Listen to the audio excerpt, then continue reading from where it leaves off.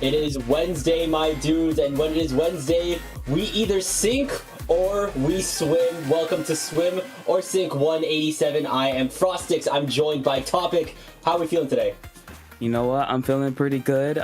Just did my last final for my for the semester. So any college student, finals week, kind of painful, but you know what? I'm done. So now I can relax, watch some Splatoon, and play Persona 3 for the rest of the day after this. Oh, true. Holy Peak mentioned. Yes, I love. We all love Peak. Persona, Peak. Pokemon TCG Pocket, not Peak. I hate Misty. I'm sorry, I had to include that. Okay, so for context, I've been playing TCG Pocket for a while now. I've been, trying to build a new water type deck. So, I have Misty, right? Misty, 50-50, you get energy for free. Always tails, never heads, none at all. Like, I'm sorry. I'm just mad. That's all. I just don't like Misty. Topic is ranting out of sheer love for the game. Insane.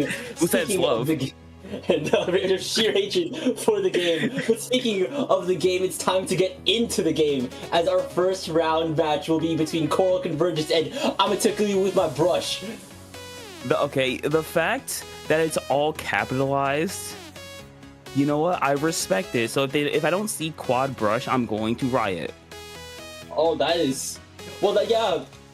All cap text, 4-brush comp, that sounds like a threat. That is a threat. Like, that is the definition of threatening. There's no way that this isn't a threat. Will Coral Convergence respond effectively here? We'll just have to see. Our first map mode of the set will be zones on Roboromen. Yeah, and well, speaking of I'ma tick you with my brush, I can actually see them possibly not going quad, but like at least double brush, because brush is very good on this map, because you do have those flank routes. You do have I believe you can zip caster, like not underneath snipe, but like right next to it, and get a little sneaky with that. You have brush, can just do brush things, just run around, get some whales, throw some bombs, get a hammer or two, just chuck it at something. So I could realistically see double brush working here. Will they go it? I don't know, but could it work? Yes. Especially considering, okay, for a second I thought we were going to get cut off and go straight into the match, but we still have a little bit more time to get into the logistics of this potential theory that we're talking about. What I see a lot of teams running on Roboromen nowadays is that as soon as they get a good hold onto that first zone, they're going to start immediately running into I guess the enemy spawn territory. I don't really know the exact call out per se here, but it could prove a little bit of a precarious lockout situation if the team that is holding the zone can be in the right position and just stall them out entirely for the entirety of their hold. Yeah, I could see that, especially because, especially on Roboromen, once you get ramp, the area right past the zone, you kind of get access to the enemy court or enemy base. Not a whole lot, but hey, enough talking. We're jumping straight into this. The first game of SOS number 187, a 96 scout deco. Very interesting there. Only one brush. I'm rioting, but very interesting. We're gonna see a 96 scout deco from Coral Convergence. From the other side, a dynamo roller plus another 96 plus a nouveau brush. Very wacky come from brush there. Definitely, Lobster's Dynamo Roller is definitely, I'd say, the standout of this, but immediately +1 brush will get cancelled mid-stamp. It is not hammer time. And yeah, hammer time's gonna be canceled a little bit early there. Sam's gonna go down as well, so we're gonna be in neutral for a bit here. We're gonna see Coral Convergence and Brush trying to find their way in. Looks like I'm gonna take my Brush, gonna get the first hold, but Tan has something to say about it. Getting one, looking for another one, not quite able to get it, but forcing Lobster back. Looks a little bit will be just enough for Coral Convergence to very quickly strike back there. And immediately you notice Coral Convergence is immediately taking ramp. Shark, Sam, as well as Tufa are already holding down the line. The Zuka's coming out from Sam. Will they get any targets? The Booyah Bomb is being charged by that S-Blast. That was a cracking cancel. Ichideko cannot catch a break. Lobster is now in a precarious 2v1 situation. They have the bubble. They are at least shielded from any incoming fire. They need to get this zone recaptured because Coral Convergence is about to be halfway through their points. Ichideko has the Kraken chasing down that pencil, and that pencil is going down. down, I'm particularly with my brush, will be able to recap that zone.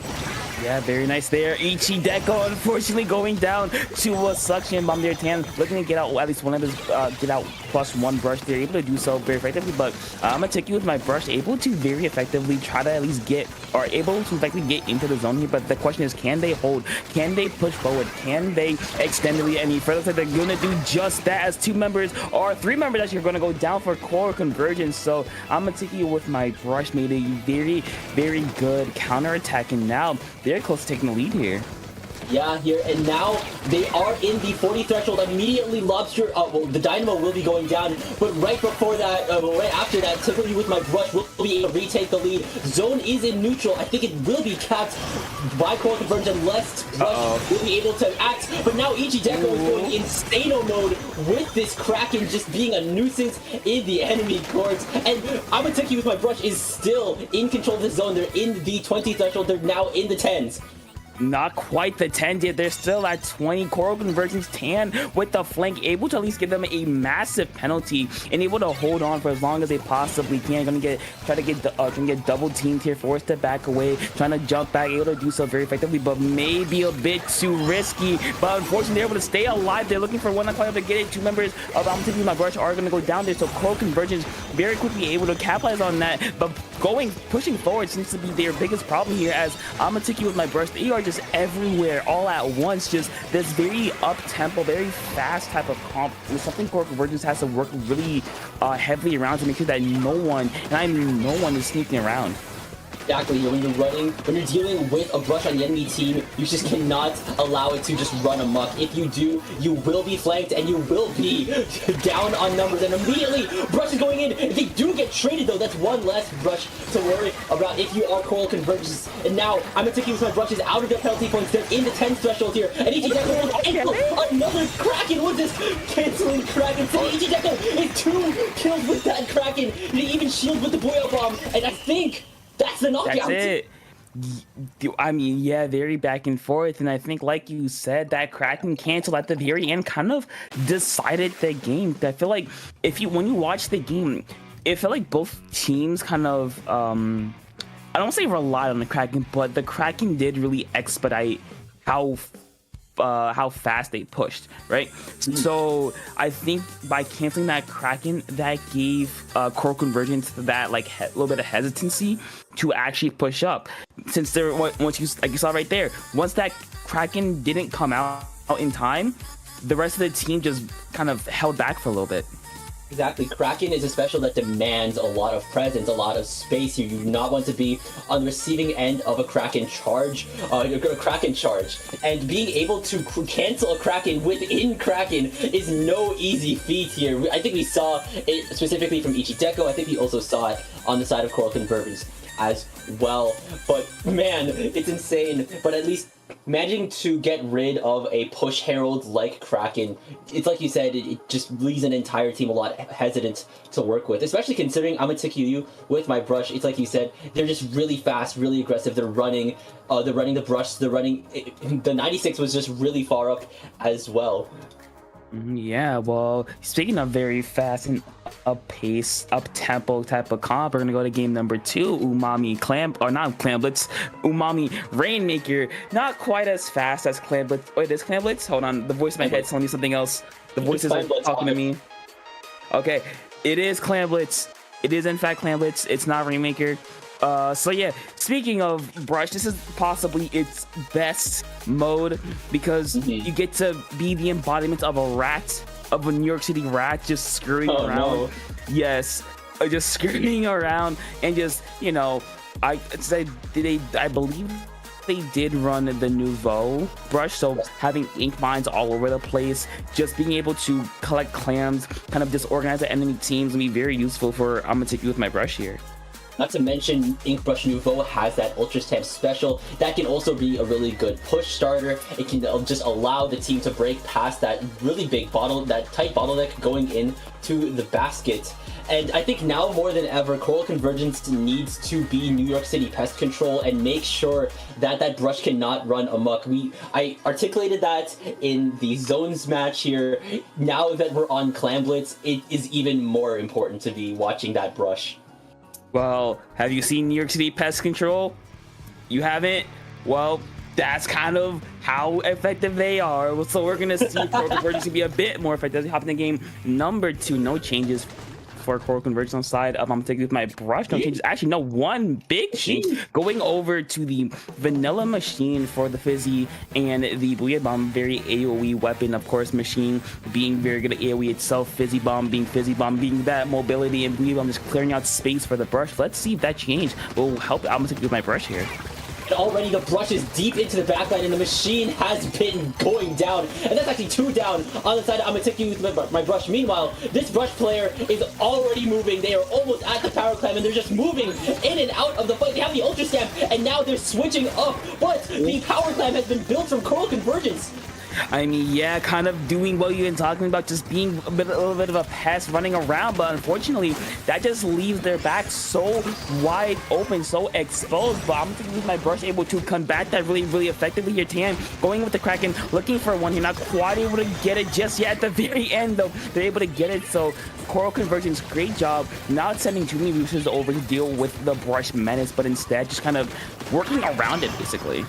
Now Ichideko has the Kraken ready to go once more, pushing into the backline of Coral Convergence. This pencil is going down. That's going to be no soda for Coral Convergence. The brush does have the Ultra Stamp, and here it comes, but it does get canceled. But before that, they will be able to take out Tufa with that hammer throw. Lobster is almost at a power climb. Ichideko will take those clams from them. They are deadly close to a push starting. They're right up near the basket. They just need the perfect opportunity to break in. Yeah, looking for that opportunity here. Lobster trying to build up that Booyah Bomb. Unfortunately, the Dynamo will go down, so no drinks for Amatiki with my brush here. Be a bit of a damper in their pushes. There it is. Lobster is going to go down. 2 members of Amatiki with my brush are going to be there. The brush, or +1 brush going in, going straight for that pencil. Able to strike it a little bit here, but the only member remaining, so looks like that push will end before he even has the opportunity to start here. But instead, Coral Convergence with the back are going there, getting one, going into the basket themselves, down to 68 points remaining, and still going the Zuka. Double kill from Sam there to keep the basket open, keep it down to 59 points remaining. Jesus. What an insane push. This push is still alive, by the way. Tufa has 2 clams in weight, but this brush is trying to clean up the fight. There's 2 members down on Coral Convergence. That being said, the damage has been dealt. The points are at 44 here.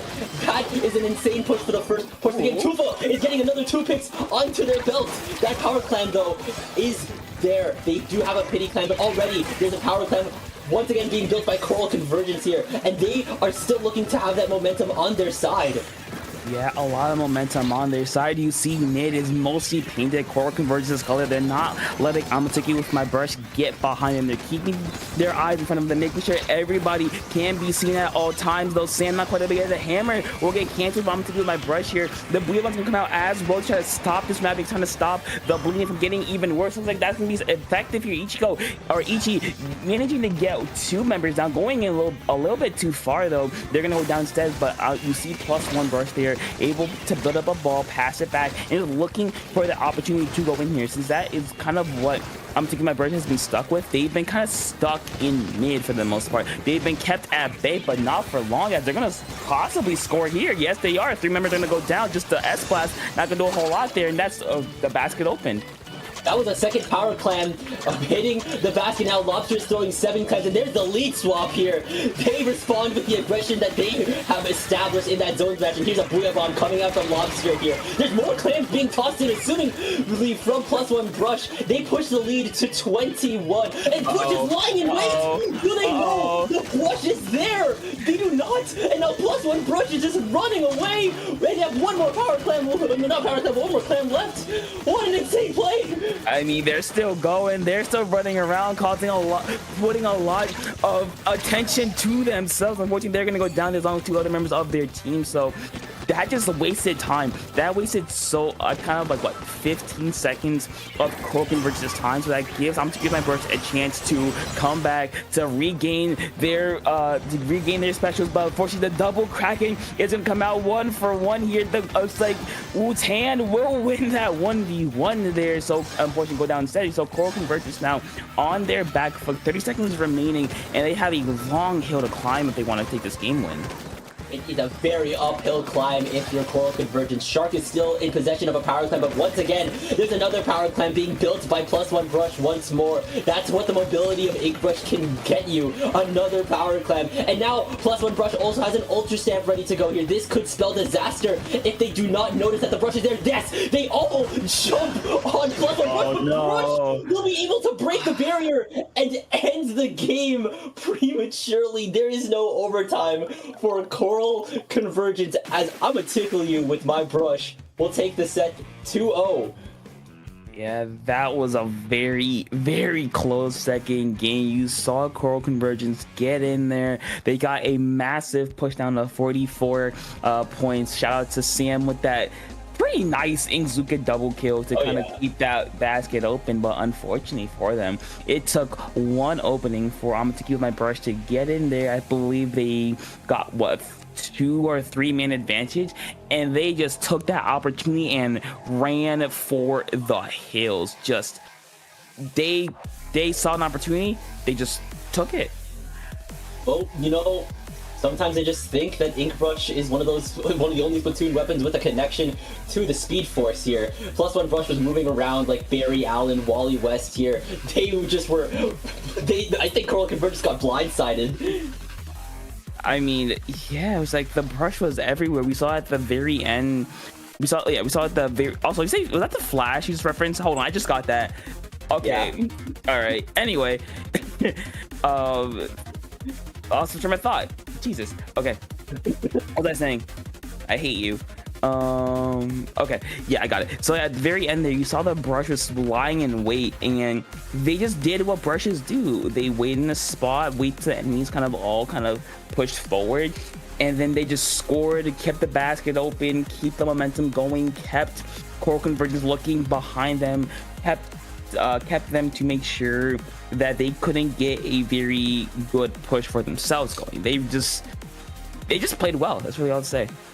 Not to mention, one thing that Ink Brush can do is just collect clams all around the map. You were mentioning this earlier on before the match started, and almost all the time that I was really paying attention, I noticed that Amatically with my brush was holding at least one power clam, and I'm really thinking that that was just +1 brush moving around, getting all those individual clams just to form enough balls. That way they at least had something in their back pockets should the opportunity present itself. And I think Amatically with my brush was just playing the long game here. They endured that really deadly push, of course.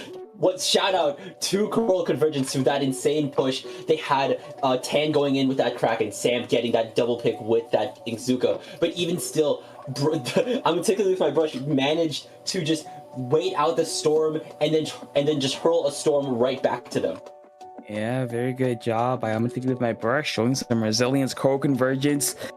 Just unfortunate timing there. Just one mistake, one little unchecked patch of ink caused the end of the game there. But unfortunately, that'll be it for round number 1. As we're going to take a very, very quick break but don't go anywhere because we have more sink or swim coming up to you in a couple minutes.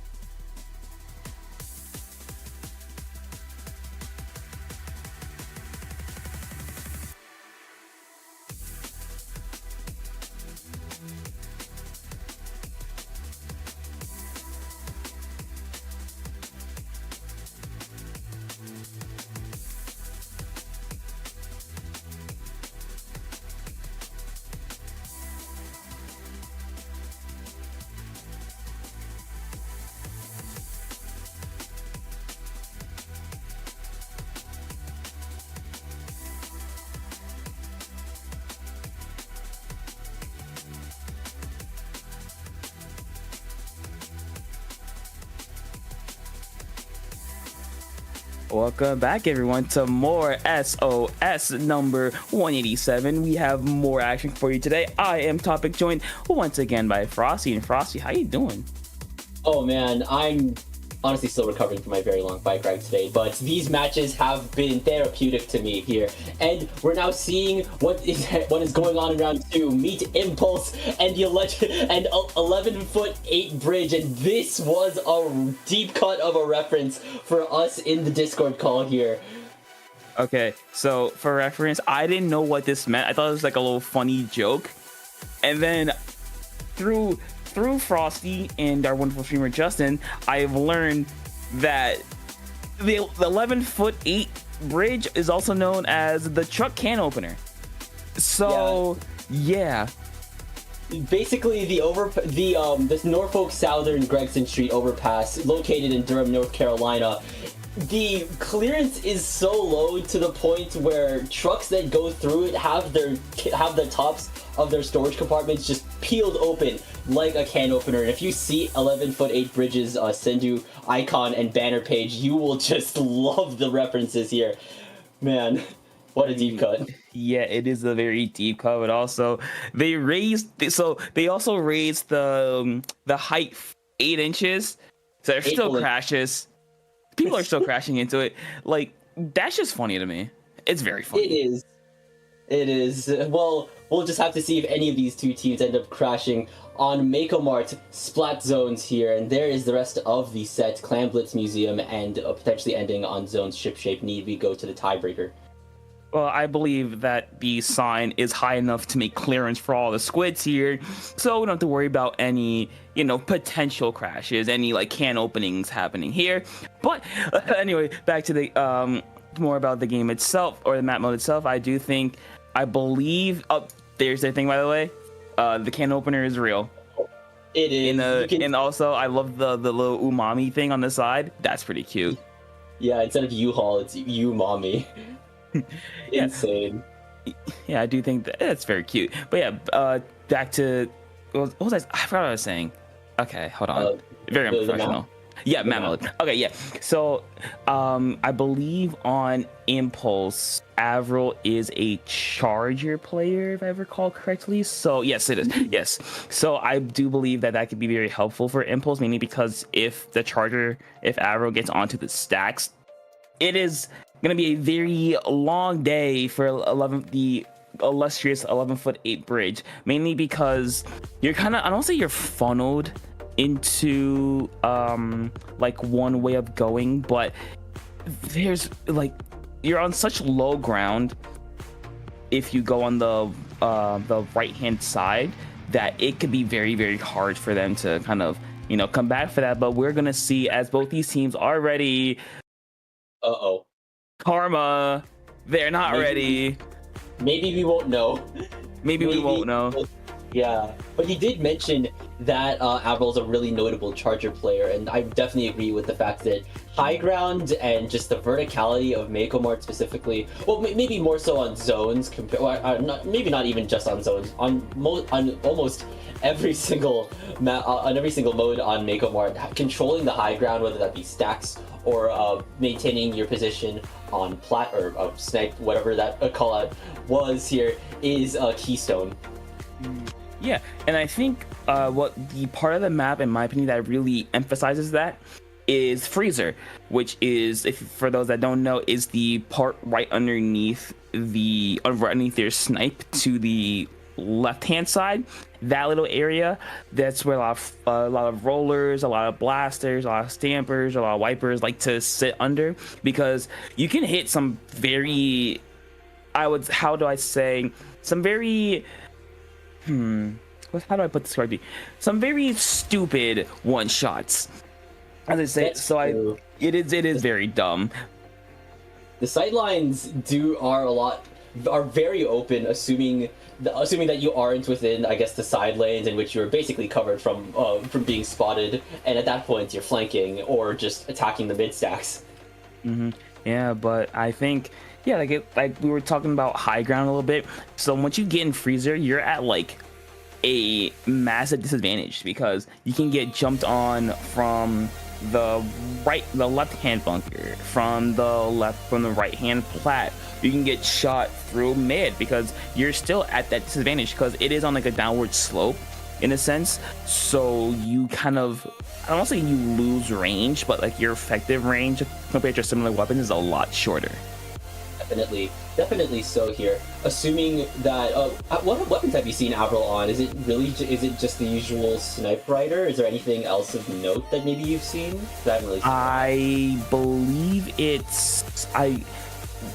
I believe I've seen them on, it's not Firefin, ZF. Ooh, and a little bit of E-Leader, I want to say. I'm not 100% sure of that. It might have to double check that. ZF. Yeah, ZF. The voices in our head are confirming that Avril do play a little bit of the Z plus F charger. That does have tri-strikes, so that'll obviously be really good for at least just controlling the flow of, I guess, just where everyone is. Not just that, but it's also generally good as painting. E-Leader is actually a really interesting pick because I've surprisingly been seeing E-Leader like maybe a little bit now on Mako Mart.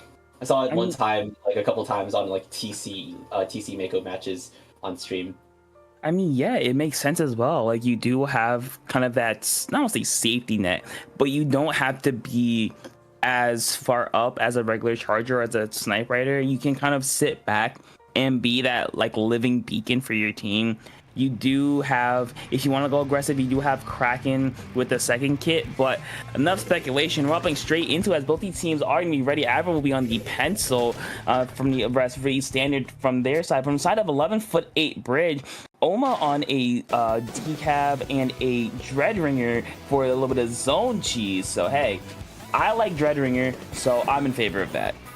I've seen Reef Sliders be able to just completely flip points, and I feel like a lot of people have already seen that again, and already 11'8" Bridge will be able to cap that zone, but with the amount of paint that Snipe Rider has, Zone has once again gone into neutral. Tesseract is in a precarious situation as they are being fired on by Crab, but that Headed will be able to drop the soda for 11'8" Bridge. Yeah, and I think the battle, the switch between the heavy edit and the pencil is gonna be very, very huge. That means 11'8" Bridge have to play a lot more aggressive. They kind of have that much more upfront, that much more in your face type of cooler weapon. So we're gonna see if they're able to use that to their advantage. But so far, Impulse doing a very good job of counteracting whatever it is thrown at them. Sav with a nice one there, looking for even more. Two members of 11'8" Bridge are gonna be there. Another one will go down as well. Third one's gonna jump out. Oma jumping in, looking to get a pick. Able to get one, but going down in a trade. So Impulse is just gonna keep on scoring at this point. And with the amount of verticality that Mako Mart has, AoE weapons like Blaster, that like the S-Blast that Zonic has, as well as the bucket that Saf has here, those are going to be really, really impressive weapons in this match. And already, Impulse is past the 30s, into the 20s. Omazen is looking to get the zone flipped. Zone is in neutral, and with 11'8" Bridge in tow, they will be able to recap that zone. That's 58 penalty points going to Impulse. Yeah, but now it begins the real hard battle, as you see right there. That's the pencil just providing that consistent fire onto 11'8" Bridge. They have to kind of really work around that. Fortunately, another one member is going to go down. So Impulse, very quickly as they lost the zone, they able to get it back again and again, as Impulse are going to do it once again. 11'8" Bridge are going to go 2-3 members down instead. So just very, very quick takebacks for Impulse here. They're just able to just pressure 11'8" Bridge out from even entering mid here. And Zonic was actually trapped between two suction bombs. They're going down to unfortunate bomb timing, and Zone is once again in neutral. The Reef Slider has come out from 11'8" Bridge.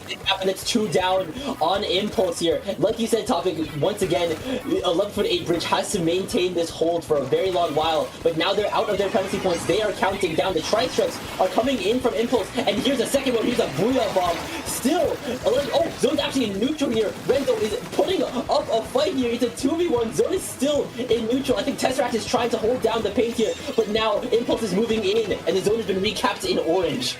Yeah, and I think what we saw Impulse do there is they kind of separated the members of 11'8" Bridge and just made sure that they could not get together. Also, Sprinkler up there, pretty nice. Just consistent paint. But yeah, they kept 11 for the 8 bridge kind of separated and picked them off one by one. And so far, it's been working out for them. But 11 for the 8 bridge not showing to give up that easy, as they're able to very quickly get 2 members down of Impulse and get into the zone. But now the question becomes, can they go any further? Can they get onto the plat? Can they get the members of Impulse kind of uncomfortable, forcing them to make some bad decisions? And already Impulse is responding this recap with more firepower, Sovereign, as well as the Blue Eyeball being tossed by Novik. That being said, there's 2 members down on both teams. It's now a 2v2. Zonik is trying to get out, I think that was the, no, wait, Zonik going down to a direct. Impulse is still in control of this zone. There's going to be around 1 minute, 15 seconds left. Chibi was forced to use that reslider to back out here. That could be crucial. Yeah, it is going to be crucial here for them to recapture the zone. Renzo with the Zuka looking for one able to get Sawbliss down and looking to get even more. As we see them trying to go along with the cooler, is not quite able to get the pick on Avro there, but Limit for the Bridge are going to be there kind of soften the blow of that lost fight there. And so far 11 for the 8 bridge doing a lot to combat Impulse, but now the question becomes, can they hold long enough to get closer and closer to taking the lead back? That's the real question here, because they've been able to get into good positions, but ever since Impulse got down to 18, it's been really hard for them to hold that. But so far they're doing a pretty decent job at it. But here come the specials, and there potentially goes the zone. The reef side is not going to be there quite in time, so Impulse are going to take it back really quickly. And there's 20 seconds left for 11 foot 8 bridge to work with. There's no specials. It's only Obazen and Tesseract left here. Meanwhile, there's all 4 members of Impulse on the scene. Sap is trying to get this flank off, but they're noticed by Chibi. 11 foot 8 bridge is in control of the zone. Renzo is firing off at the Zuka, but Sap is trying to go for the flank here. The bubble's been popped by Obazen. Obazen's going down here. There's only 3 members left on 11 foot 8 bridge. One is in neutral here. They still need to paint this in order to stay in overtime, but no, it's not enough for 11 foot 8 bridge here. And Impulse, they will be taking this game 1. Yeah, I bet a little bit closer to comfort than they would have liked, but they managed to get the win, because I think what we saw whenever they pushed in was that they kind of used all their specials, and that completely disorganized 11 foot 8 bridge, right? They used the Booyah, they used the strikes, they used the not Kraken, they used the crab to just force their way in, get some chip damage on some members on the members of 11 foot 8 bridge, and they just took full advantage of that. They just kept going and going and going. They did not let their foot off the gas. Not to mention, they were able to take their fights very effectively. They were sporting 2 whole AoE weapons, the S-Blast, the V-Bucket. You see those a lot here. And they just have the tools to fight on uneven territory. They can cheese ledges, they can cheese over ledges, they can fire around walls. What can't they do sometimes? File my taxes. Oh, that's true. Yeah, I wish they could file my taxes as well. Yeah, but we're gonna see if they're able to continue this kind of hot streak, or if 11 foot 8 bridge can kind of put a damper on that as we go to game number 2. Clan Blitz on Museum de Alfonsino. Yes, one of the most wide, or in my opinion, one of the better or best, okay, definitely top 2 Clan Blitz map modes in the game. That means there's another hidden. This is either 1 or 2 on your roster for top clans maps here. But one thing I do want to note about Clan Blitz is that I think this is also a map that Chargers would love to play on here. Just sitting on spinners, sitting on plats here. I feel like Avril's gonna have a time. Oh, 100%. I think just in general, backliners are very helpful on this map, whether it be a Charger, whether it be a heavy, whether it be a... I don't really know if Tri-Stringer would work a whole lot, but you kind of get the idea. Okay, if it's Rainmaker, but it's not Rainmaker, is it? Checkmate. Anyway, yeah. So I think just backliners are very, very helpful here, because they do, or they can help look out for flanks, because flanks, especially from frontliners, are very common on the snap, because you do have that right hand or left hand drop. They have to be very conscious of, because if you're not, then they could really, disorganize your entire offensive.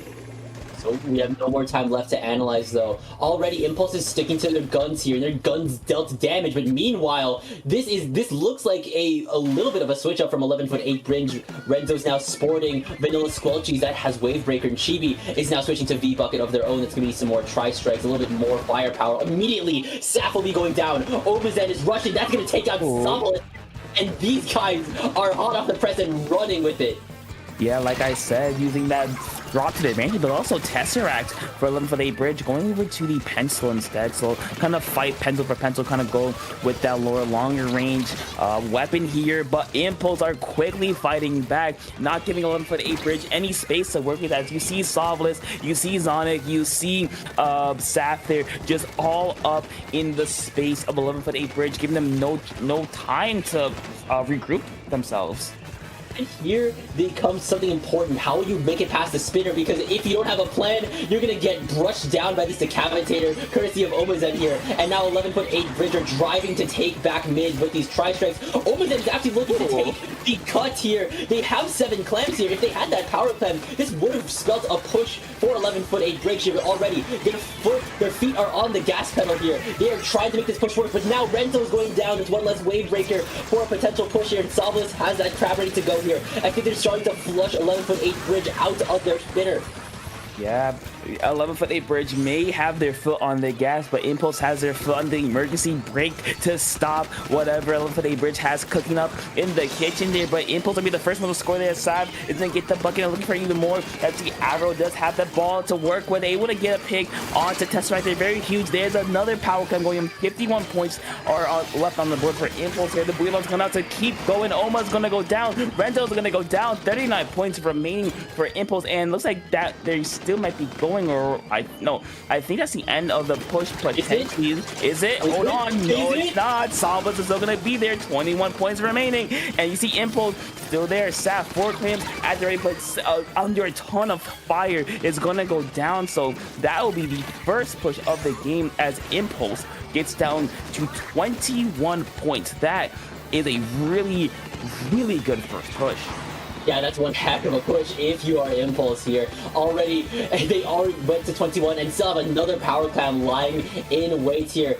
But it just depends on how 11'8" Bridge will approach this situation now. Can they get their ducks in a row? Can they hold their horses long enough to at least maintain enough resources, have the necessary members ready to get a push? Because Impulse are already they already have a wipeout in their hands, and Avril will be able to get another score for Impulse here. Salvas is holding 6 if they get enough power clams here, but they're just tossing it from 3-point range here. They're just whittling down the penalty points here. Saf is starting some more Tri-Strikes, but Saf is also the only one left on Impulse here, and 11'8" Bridge is trying to figure out where this bucket is. Saf is just lying in wait here. Tesseract doesn't know where Saf is here.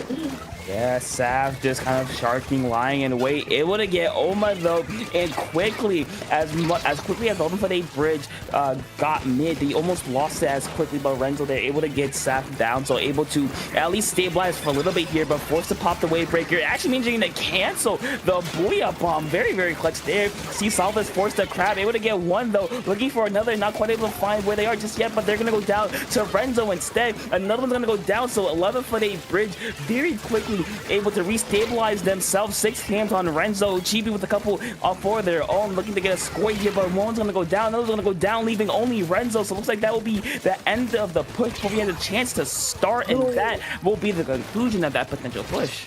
Solid defense from Impulse, managing to crash 11'8" Bridge's push here. I think they just kind of crumbled under the pressure of just the amount of firepower that Impulse has, and immediately they're going to be responding with some Tri-Strikes, but immediately another set of Tri-Strikes are coming out from 11'8" Bridge. Tesseract will be going down, Omazen's going down too, Salvas is just firing off on Chibi as well as Renzo here. Saf will be going down, but Impulse does have another power clam ready to go. The Booyah Bomb is being charged by Zoning here. The Wave Breaker is coming out from Renzo here. The Zone is coming out from Avril here, and now it's just an all-out firefight here in mid. Renzo will be able to take out Zonic, and Avril's just fighting for their life. They're being forced into this corner here, firing off onto Chibi. They're being fired off by Tesseract here. They're trying to hold Impulse at bay, but 11'8" Bridge is 3 members down here. Impulse doesn't even have a power clam, but they just have a wipeout anyways. These guys mean business.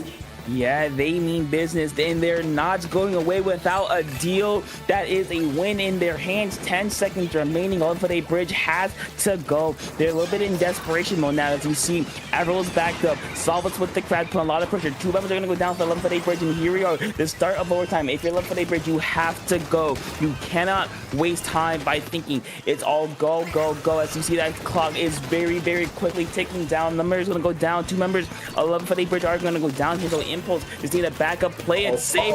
Sonic is gonna go in, able to get one, able to looking for even more Tesseract. Unfortunately, time was not on their side, and 11'8" bridge will fall short in Impulse with a very clean game number 2, keeping 11'8" bridge off the board entirely. Will win game number 2 and will win the set in a sweep. What an insane Clan Blitz match here. The Impulse were just managing to take fights at every single range, at almost every single range, and at almost every single angle here. It's like I said back in that Mako Mart match here, Impulse were sporting some very stellar AoE weapons. Sonic with the S-Blast, as well as Saf with the V-Slosher. They were just able to just work around the ledges, work over the spinner, through this, around the spinner, just allowing them to just take fights wherever they so please. And they managed to just keep that initial push, just alive for so long, allowing them to get the starting score at 21. That was a really hard score to beat, and basically forced Impulse to go from 100 to 0 within overtime. Yeah, and I think we saw for, I want to say, the first 2 minutes of the game, it was really even, right? One team got a pick, other team got a pick. One team got a pick, other team got a pick. One team used a couple specials, other team used a couple specials. So it was very back and forth, and then all it took was, I believe, 11'8" bridge went 2 or 3 members down, and then Impulse, they saw blood in the water and they attacked like sharks. They just went all out. They got clams in, they got picked, and they just kept going, like you said, down to 21 points. And from there, it was kind of like 11'8" bridge had to play it a little bit like with their pants on fire. They just had to go, go, go, and unfortunately for them, Impulse just had the gasoline, just like keeping the pressure on for as long as they possibly could. Like you said here, there was just no time to think. You had to go. You had to be those U-Haul drivers over driving down in Colorado, driving down the can opener bridge here. There was, I think, Tesseract was just forced in and out of places. They had to move. They were halfway through overtime, but just couldn't make it. They were eyeing that box, but it just wasn't enough time. And if anything, I think we actually have next match ready to go. Here's Magnolia, and the grind is on here. These are, I think these two teams are really, I think like their seeds are, I think like they're really close seeded. Yeah, Magnolia is seed 9, Grind is on is seed 10. Ooh, okay. So basically what I'm hearing from you is that whichever team wins, I believe, makes Great White, I want to say. Hold on, let me double check. Yeah, so winner makes Great White. So, you know, why not add a little bit more stakes, add a little bit more fuel to the fire, as both these teams are getting ready as we go to game number 1. One of my favorite Tetris pieces in the game, Splat Zones, Barnacle and Dime. Definitely, this is a lot more open. It's a lot, I think the map is a lot more prone to just displacement special stuff, like Tri-Strike stuff, like Booyah Bomb. That being said, though, when a team, I think this could be a similar situation to Robo Ramen, because as soon as you can maybe contest Plat, it doesn't give a lot more space to the team that is having to retake.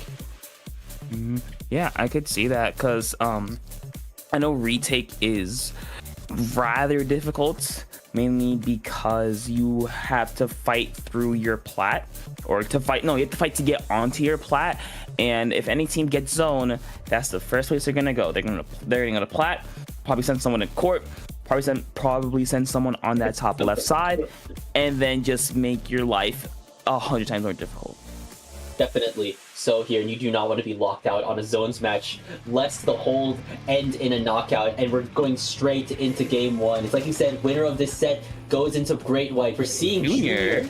Yeah, that's going to be interesting. Meanwhile, on the side of, I think that is the grind is on. We're seeing Carbon Roller. That's gonna be it's looking to be a lot more paint versus maybe a little bit more aggression.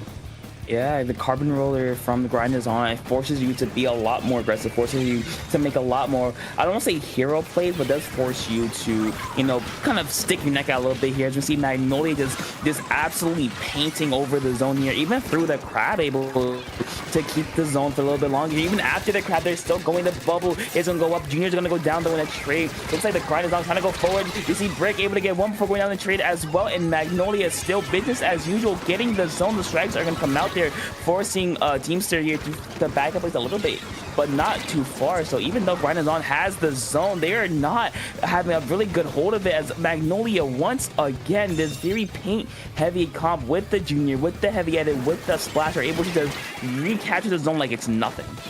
And if anything, there's Magnolia taking over courts like they have a shot to make here. The bubble is up, and they are just taking the fight to the grind is on here. Brick does have the crab tank ready to go, though. It's forcing Magnolia to retreat back into mid here. They will be able to take out the Junior on the side of Magnolia here. Porygon Z's popping the strikes here to potentially put that zone into neutral. There it is. It is now neutral. The Trizuka is coming out from the grind is on to take out all the members of Magnolia here. And that will be the retake that the grind is on is looking for. They are now taking over Plat and now taking court.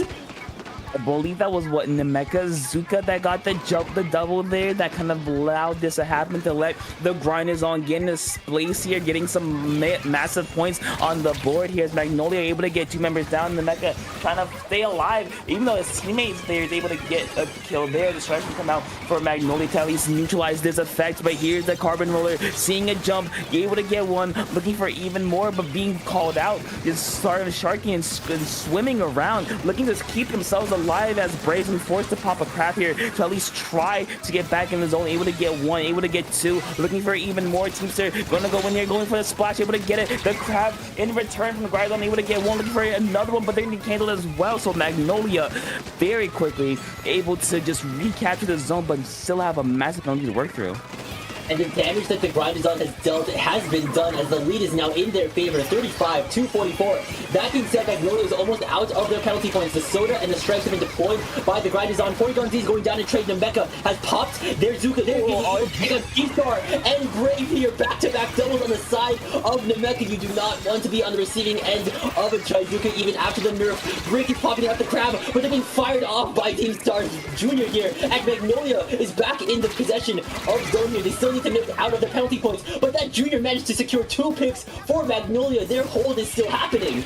Yeah, Battle Junior doing its part in keeping the grind is on back, keeping them awake, allowing them to eat through the penalty points and get the lead here. But we do see Brick with the crab at the ready. We're going to see the strikes at the ready once again, and the cooler as well. So the grind is on, looking to get into the zone here. Unfortunately, the Mecha will go down. The crab will come out, kind of neutralize the zone here. Brave is going to go down, so no crab for Magnolia here, as the grind is on, able to force their way back into zone. But Magnolia are not giving up. The heavy edit will go down. Brave staying alive somehow, unfortunately not for long, as Magnolia will be forced out here for at least a second. But Battle Junior showing his prowess once again, forcing Brick out, getting the kill, instead looking for even more. 3 members are going to go down there. So Magnolia, even though they paint a lot more than they fight, the Battle Junior has been pulling its weight heavily. Exactly here, with that bubble being so forced up against the grind is on here, they need to work through a steel wall here. But if anything, whenever there's a steel wall, there's a wall breaker to deal with it, and that wall breaker's name is Nemeka, heralding the push for the grind is on here. They're trying to face this crab here, forced to weave in and out of the lane and the zone here. They are outnumbered. Nemeka's going down. Brick once again has the crab. They have the sort of courtesy of temper here, and Brick is now forced to fire off here, as they need to get this lead within the last 37 seconds of this match here. Zone is once again in control of the grind is on, and immediately the grind is on will start pushing up onto the plat of Magnolia, but the Junior Battle Junior. Oh, and they still have more tricks up their sleeve.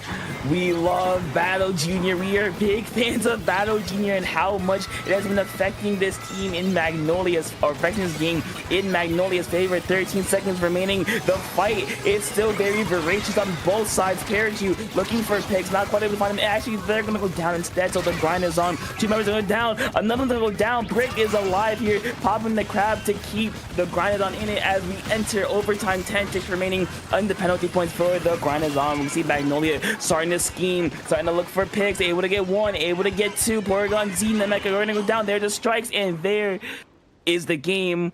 Very back and forth, a lot of fights, a lot of surprises, but Magnolia will hold on, will fight through it all and win game number 1. We love Battle Junior. Yeah, we just love to see the junior step out of its usual support role and start taking the fight to those that call it a support. Team Star was just able to basically control the flow of the fight almost effectively with, of course, the bomb with the bomb spam that it can do, of course, with that big bubbler as well. It just manages to chop up space very effectively. And in a mode like Zone on the Tetris Piece map, like Barnacle and Dime, space control is very key here. Magnolia was able to do that in spades, not only with that Battle Junior, but also with the displacement specials it had. That crab courtesy of, I think that was Brave. Yeah, Brave's crab, as well as the strikes that came in from, I think that was Dripsy, were just able to just kind of corral the Grindazon, just allow Paratrue as well as Team Star to just head those picks, wipe them off before Namekian could do any more damage here. And they managed to, of course, have so much pain output that just allowed them to have the control of that zone and, of course, of the map and, of course, of the game here. I didn't get to catch game 2, but I'm looking on Sendo. This is Rainmaker on Manta Maria topic. Yeah, I could see this going either way, but I do believe that it at the very outset, to me, it is at least a little bit favored in Magnolia because they do have the paint. They do hopefully bring back Battle Junior because Battle Junior is really funny. We could see that, but also don't count out the Grindazon. They did have a lot of very clutch Zukas from Namekian specifically, mainly getting like 3 double kills in a row with Zuka.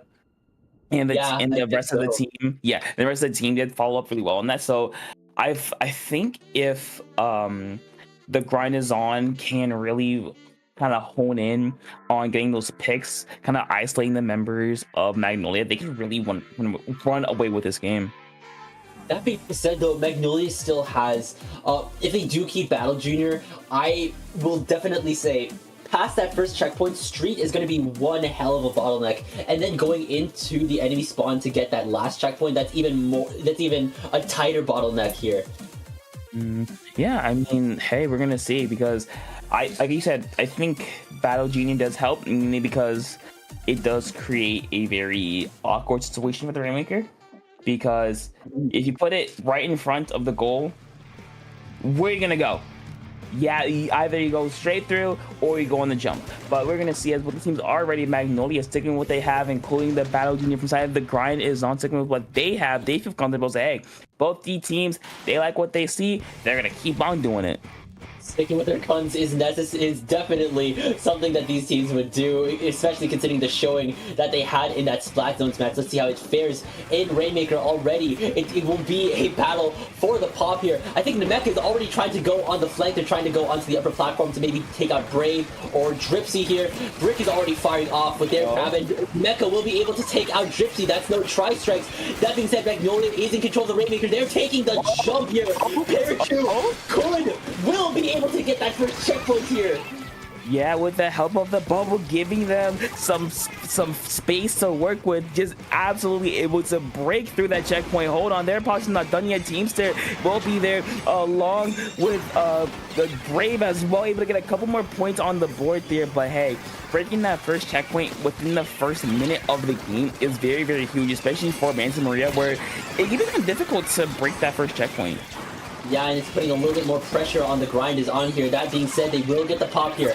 Brick does have a crab. They have a lot of good crab cycling here. They're able to get the crab very often here. Don't fall into the water if you are Brick. Don't get shot on if you are Brick as well here, but they're managing to hold down the line here. They will pick up the Rainmaker. I don't know if that was accidentally, but the Rainmaker is going down here. If anything, I think they managed to just give Magnolia more distance. Yeah, they did. I believe they gave them, what, 10 to 15 more points if they can go pick it up. Brave going for it, trying to jump it off, not quite able to do it. Brave will go down there, so Magnolia keeping this Rainmaker in this very awkward spot. The Mecha from deep, not quite able to get any shots there. We see them trying to shark up, trying to get something going. You're going to see the Battle Junior is going to go down there. So it looks like the grind is on, can breathe at least for a second here and just take some space away. Brave is going to be there. They're going to go down as well.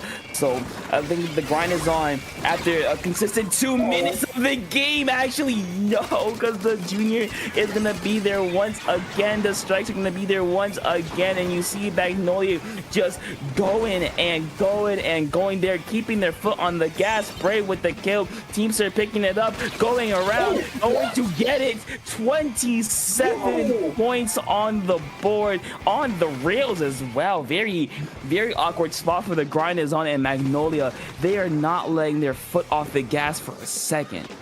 I have never seen that turn of that jump around play that I think that was Parachute did here. Brave, that's a crab right next to the pedestal. That being said, because the Rainmaker was situated so close to the rail here, the Grinders-on was managed to at least reset it back onto mid. But if anything, Magnolia will be able to pick it up once more here. I think Brave was just being such a nuisance in their spawn, and Parachute is right back onto the first checkpoint here. They will be able to trade out Brick before going down here. There's going to be around 2 minutes left on clock for the grind is on. They still have a lot of time here, but for most of this match here, it seemed like they weren't able to break out of mid, but I think we're starting to see a switch here. Temperate is eyeing that jump here. They want to perhaps mirror what Magnolia did in the first couple seconds of the game here, and it looks like they will be able to make the jump, but Teamster does have an answer to do that. They will stop them before they make it to the first checkpoint.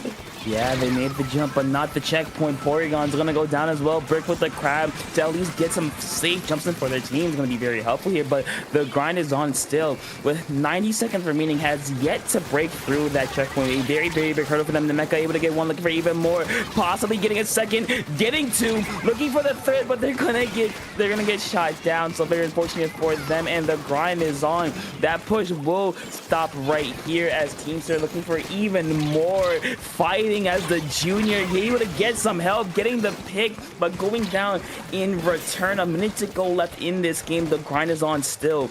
Has to break through that checkpoint, which is a very, very big hurdle for them.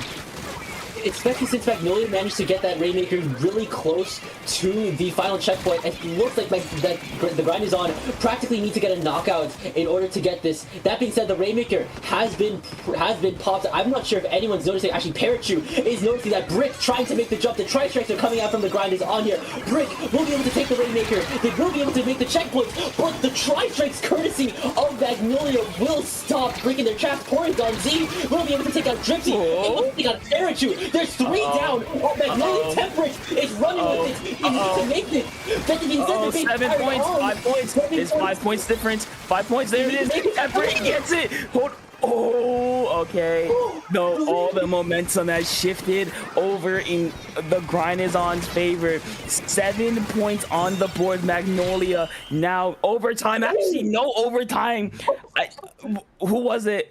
It has to be in the Mecha. There's no way, but the grind is on. Just took it. They had an opportunity. They saw a small gap in the defense, and they just ran with it. I believe, yes, it was Nemeka who just picked it up, got the checkpoint or got the goal, and we are going to game 3. Wow, I'm at a loss for words.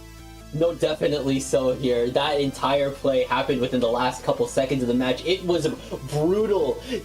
After that, I thought that it would have been over for the grind is on after it looked very precarious for them after that pop, but they managed to just keep going through. Their name is real. They grind further. They take that fight, and they managed to not. They didn't even need to push it into overtime. And we finally. Is this the first game 3 of stream?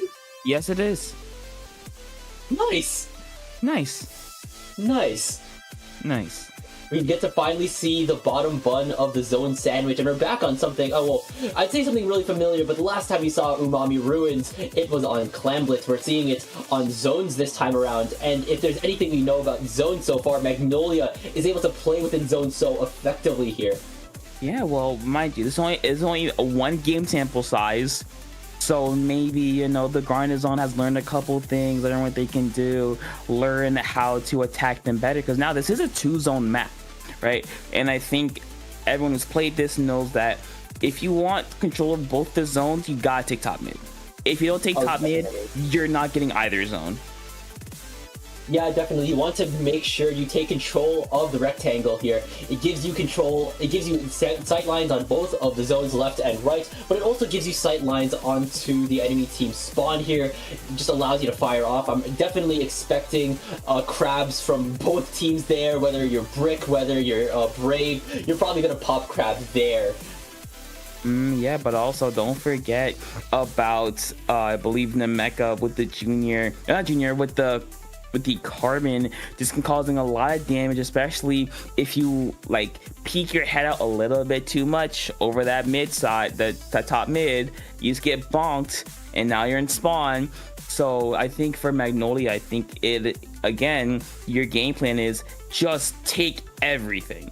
Like you see a piece of the enemy paint, mine now. You just take it and you run with it, especially with the junior. And so I don't think they're gonna leave it. With the junior, if you get onto silo, that's a really good space to bunker down. And they keep the junior.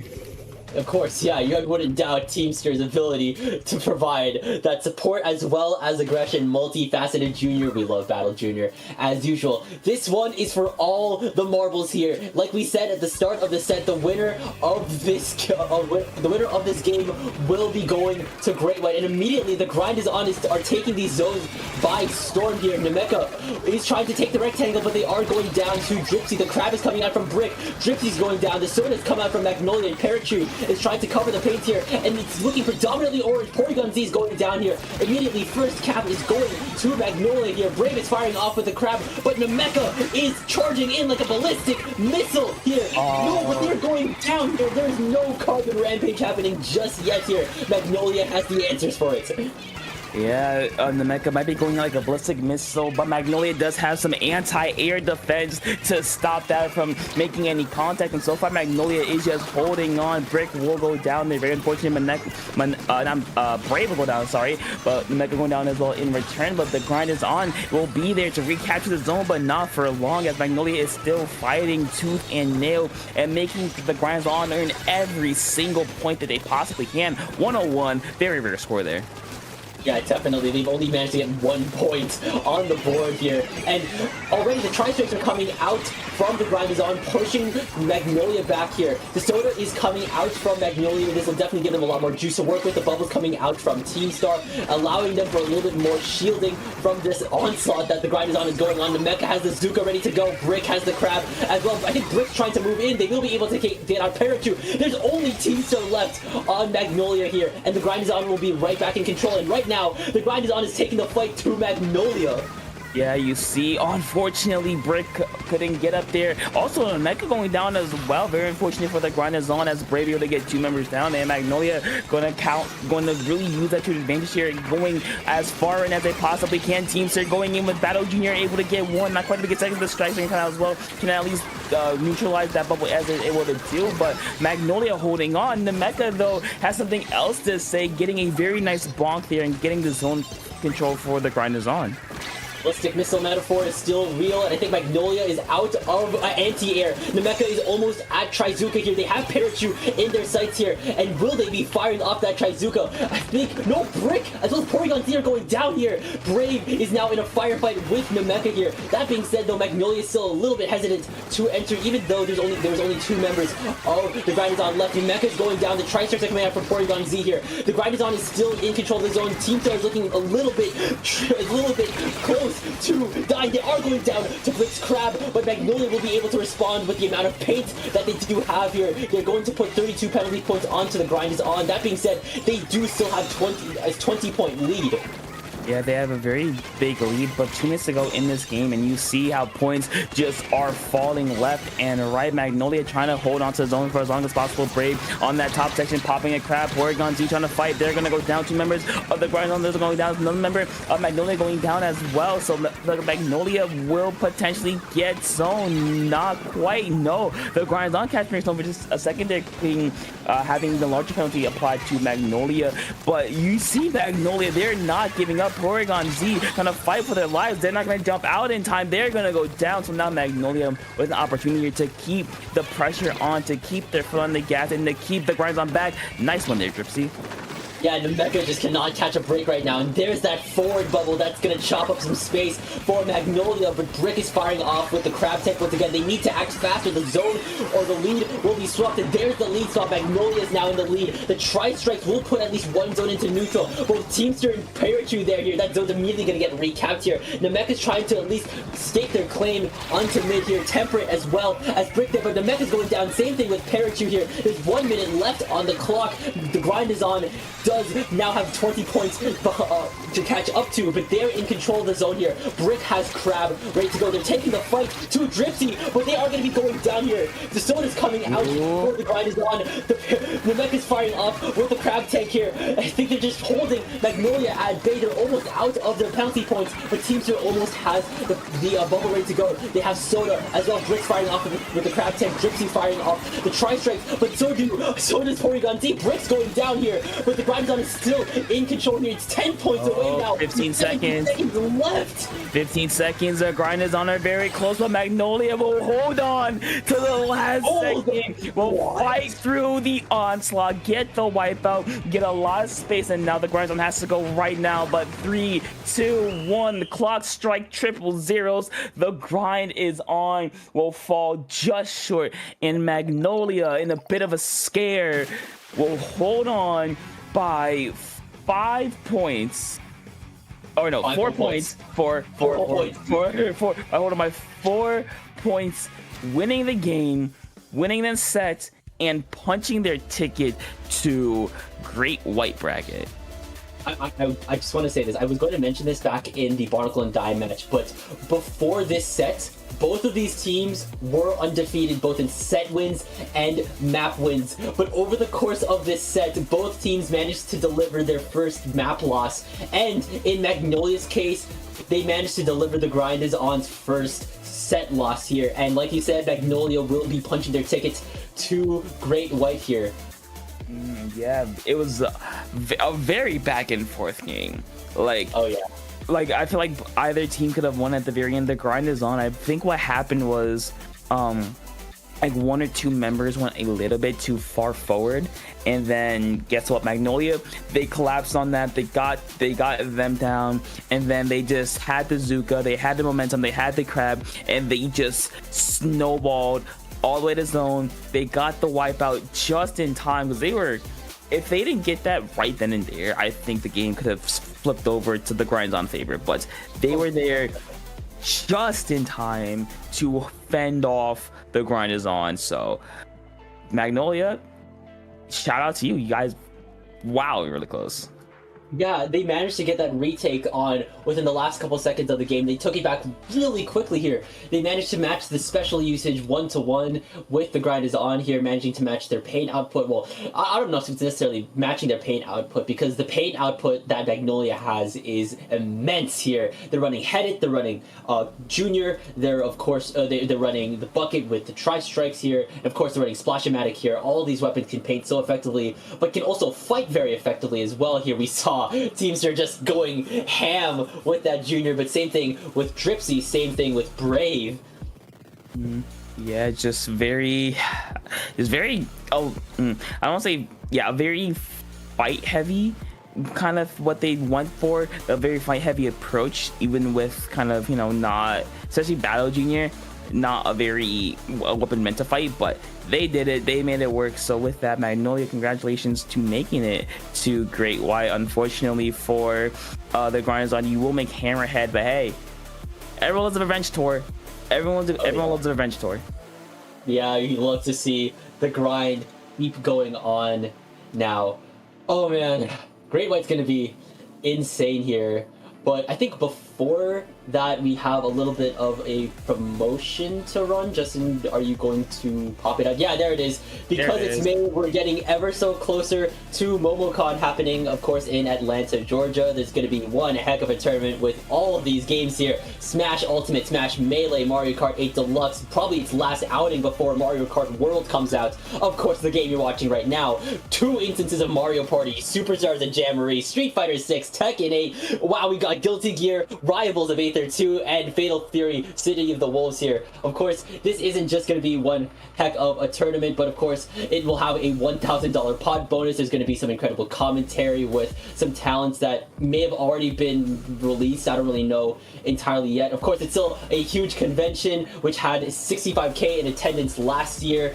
Gigantic Vendor Artist Alley, you love to get merch, right? Topic, you were just at a con earlier on. Of course, there's going to be some panels, some meet and greets with famous VAs, cosplays. Topic, you know stuff about that too. And of course, the venue will be happening in downtown Atlanta with easy access to food, shops, one Olympic Park, and it also is easy access from Atlanta Airport by rail or car. MomoCon is happening from May 22nd to 25th here. There's only 2 weeks until MomoCon. I didn't get tickets, unfortunately. Yeah, unfortunately, I didn't get tickets either, but because, Riptide, kind of big. Yeah. So, yeah, if you're in the Atlanta, Georgia area or interested in any of these games, or just want to go to a cool convention, I promise you it'd be worth your time.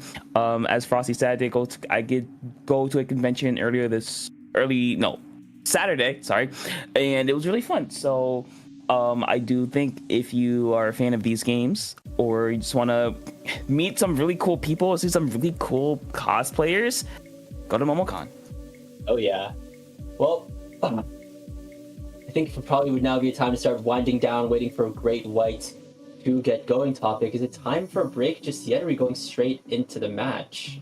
Yeah, it looks like we're gonna have a couple more minutes before these teams are, fully ready. So we're gonna be right back as we gonna come back with more SOS action, but don't go anywhere because it's only gonna heat up from here.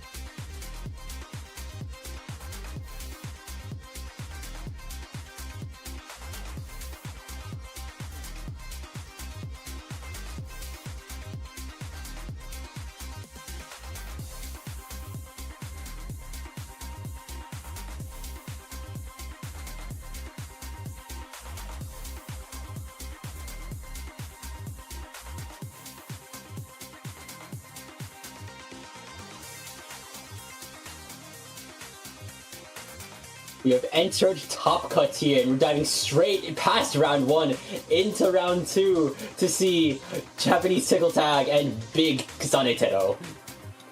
Teto, I think it's Teto. Teto. Well, it's only one E, so I think it's Teto. Yeah, Big Kasane Teto. I think it's Teto. Yeah, Well, any Vocaloid fans in chat, please correct us. Is that Vocaloid? I don't know. Is it Vocaloid? Yes, it is. It is. Part of the Triple Baka trio consisting of Miku and I forgot the other one. Oh, that's where Miku's from. Well, yeah. Well, Miku was a very old Vocaloid, like really old. She's also in Fortnite. Yeah, I know. Okay, side tangent, right? Completely unrelated to Splatoon, but you know she can wear Jordans in Fortnite. Yeah, you can make Miku wear some J's. You know what the worst part is? So okay, so I actually own a pair of the Jordans that she can wear, which sucks. Oh. Like the actual color scheme, I own that exact pair. No way. I do. Insanity. You can pull off a Miku from Fortnite cosplay if you put your mind and your money to it here. But drifting off from the side tangent a bit, we're going into one more best of 3 set before we dive into the best of 5s after this one. We're starting off with Zone Tagglefish, perhaps the straightest map of all time. Yes, as I have so eloquently put it before, this is your vanilla ice cream of Splatoon 3. It's not bad, it's not fantastic, it's your cookie cutter, you know what your enemy's gonna do. Final Destination split in Smash Bros. That's this map in a nutshell. Yeah. And it'll allow front lines to swim like crazy, but we have no more time left to get into it. What are we seeing from these teams? That is Roller. And we're also seeing that's 52 and that's not even CRB. That is just Range Blaster on the side of Big Teto. Yeah, very interesting. I do kind of see it because it can help counter Crab as well as spot out where the roller is. So I can see that working out very well for Big Teto, but we're going to see if that's very helpful for them, as we're going to see a Crab almost instantly from Japanese Tickle Tag as they're able to just put a lot of pressure onto their Japanese Tickle Tag, able to push forward and possibly get the zone, but Keen with the Crab in return. But the bubble to kind of counteract that, they can waste a lot of his shots on destroying the bubble itself, so that gives Japanese Tickle Tag the space and time to work with to get the zone back. Yeah, and surprisingly, they still weren't in control of the lead until now here, but they just have so much firepower, so much paint at their disposal here. They need to watch out for this killer wave, though, as it will be able to take out the Pence on the side of Japanese Tickle Tag, and Big Teto could potentially have this opportunity to push in, as if Japanese Tickle Tag didn't have a Crab line. But Keen does have a Crab of their own, but Apple Pie managed to get the Shark off here before jumping out here. Japanese Tickle Tag is still in control of the zone. Once again, Keen's Crab was a little bit delayed there, wasting a lot of shots. Yeah, a lot of it being wasted on these flanks, and so far it's working out for Japanese Tickle Tag here as they're able to keep at least a lot of pressure on the zone. The the strikes able to recapture it very quickly here. Big Teto are going to be trying to force to fight their way in, but getting 2 is a very, very good start here as Chrono giving jumps into Keen. Aki able to get 1, looking for even more. Kai on the back, able to get him with a nice direct, so Big Teto able to very quickly respond here and start to eat away at the deficit they have here. And immediately Big Teto was taking the fight to Japanese Tickle Tag, the Wave Breaker, and the Crab from Keen has been deployed, and it's just forcing Japanese Tickle Tag further into their own spawn. Chelsea does have a Crab ready to go. They're just eyeing that tent with purpose here. Everyone knows that the tent is an ideal spot for Crabs to go in here, but the lead has been swapped. Big Teto is in the lead, but here come the G strikes courtesy of the bucket from Japanese Tickle Tag. Zone is in neutral here. The Range Blaster is down. Japanese Tickle Tag is trying to stake their claim, but Trona will be able to at least supply a lot more paint here. But here comes that bucket courtesy of, not the bucket, but the bubble courtesy of the roller here, and that will allow Japanese Tickle Tag to take back this zone. Yeah, you see Apple Pie making a very smart decision to say, hey, I'm a bail, and keeping themselves alive, but Big Teto are going to be there as well. The whales coming out along with the crab from Keen, putting a lot of pressure there, but Keen's going to go down there to the bucket from Japanese Tickle Tag. We see them going forward as well. Corona staying alive, Cricket getting a trade, so Japanese Tickle Tag able to at least try to, you know, slowly make their way towards breaking out of their penalty points, trying to get closer to getting this lead here, but Big Teto are not going to let them have that easily. Exactly, especially since Japanese Tickle Tag are out of their penalty points here. Keen is firing off with the crab tag. Zone is in neutral. It was a 1-point differential here, but Big Teto managing to keep their lead alive here. The zone is now half and half here. Already, Apple Pie as well as the bucket have gone down on Japanese Tickle Tag. Same thing with Chelsea. That crab is not coming out just yet, and Cricket is just taking the fight here. They have that splash wall allowing a little bit more defense here, but no splash wall is going to escape the sights of a lead pencil, and that's going to take down the that's going to be able to take down Cricket here. The tri-strikes are ready on the side of Japanese Tickle Tag. Chelsea is just trying to fire off on this rage blaster here, but Big Teto is entering the 30 threshold here. The bubble has come out from Apple Pie, but Big Teto is still managing to hold this zone. Yeah, the crab from Keen and Cricket just being at 52, just painting so much, able to give them space to work with. You see Teto going in, Keen going for Kai. They're able to get them down, getting the wipeout, and I believe that'll be it. The Corona with the cooler to put an emphasis on that, and that will be it. After a very, very back and forth game, we're gonna see Big Teto just holding on and holding out and getting the first game win. Yeah, it seemed for a while that Japanese Tickle Tag had that zone locked down here. They had a lot of paint output here, a lot of specials that could just not only take back zones, drive enemies back, but also keep their zone in their possession. They had that roller that sported the big bubbler, allowing them to potentially be shielded from specials like Tri-Strike or Crab Tank here. But if anything, Big Teto just managed to take the fight to them with just an unparalleled amount of aggression. They just went up the steps, would not just knocked on their door and said, "Hi, we are here to throw hands and we are not leaving until we go down." And that's just what they did several times to Japanese Tickle Tag, just having them backed into a corner here. Oh, speaking of backing things into a corner, oh, this next map, Rainmaker Humpback. Is it Rainmaker Humpback? I think it is. Yes, it is. Yeah, okay. I looked at the wrong set for a second. It's gonna be Rainmaker Humpback Pump Track, the bottleneck map of all time. Now, you said backing into a corner. Well, how about spending 80% of the game in a corner? Because that's usually how these games go. It's either you spend 80% of the match stuck on elbow, trying to either get in or get out of elbow, or it's over in 20 seconds because you got to wipe out. There's no in between. Yeah, here the bottleneck that is elbow after the first checkpoint, it's so hard to break through here. And even that path going on to that final checkpoint here, you're basically exposed to so much firepower here. And both teams are sporting an amazing amount of firepower. Big Teto has Keen, that has Crab. Japanese Tickle Tag has I think that was Chelsea that had Crab here. It'll be very vital to not just get that Rainmaker pop, but also just maintain the cover fire, allowing them to just drive, that could potentially just allow them to drive past that bottleneck and potentially get that final checkpoint into a knockout. Yeah, but I think, like you said, I think being able to, or at least for Big Teto, being able to get, especially the crab, I would say, on the elbow is very helpful, is very important, since, like you said, like clearing out most of plat. But also, if you're Japanese Tickle Tag, having a roller, very, very helpful. You can like kind of sneak up. This is kind of a roller-based map, high carbon. It is a roller map that kind of helps a high wiper. Okay, very interesting. That changes things a lot.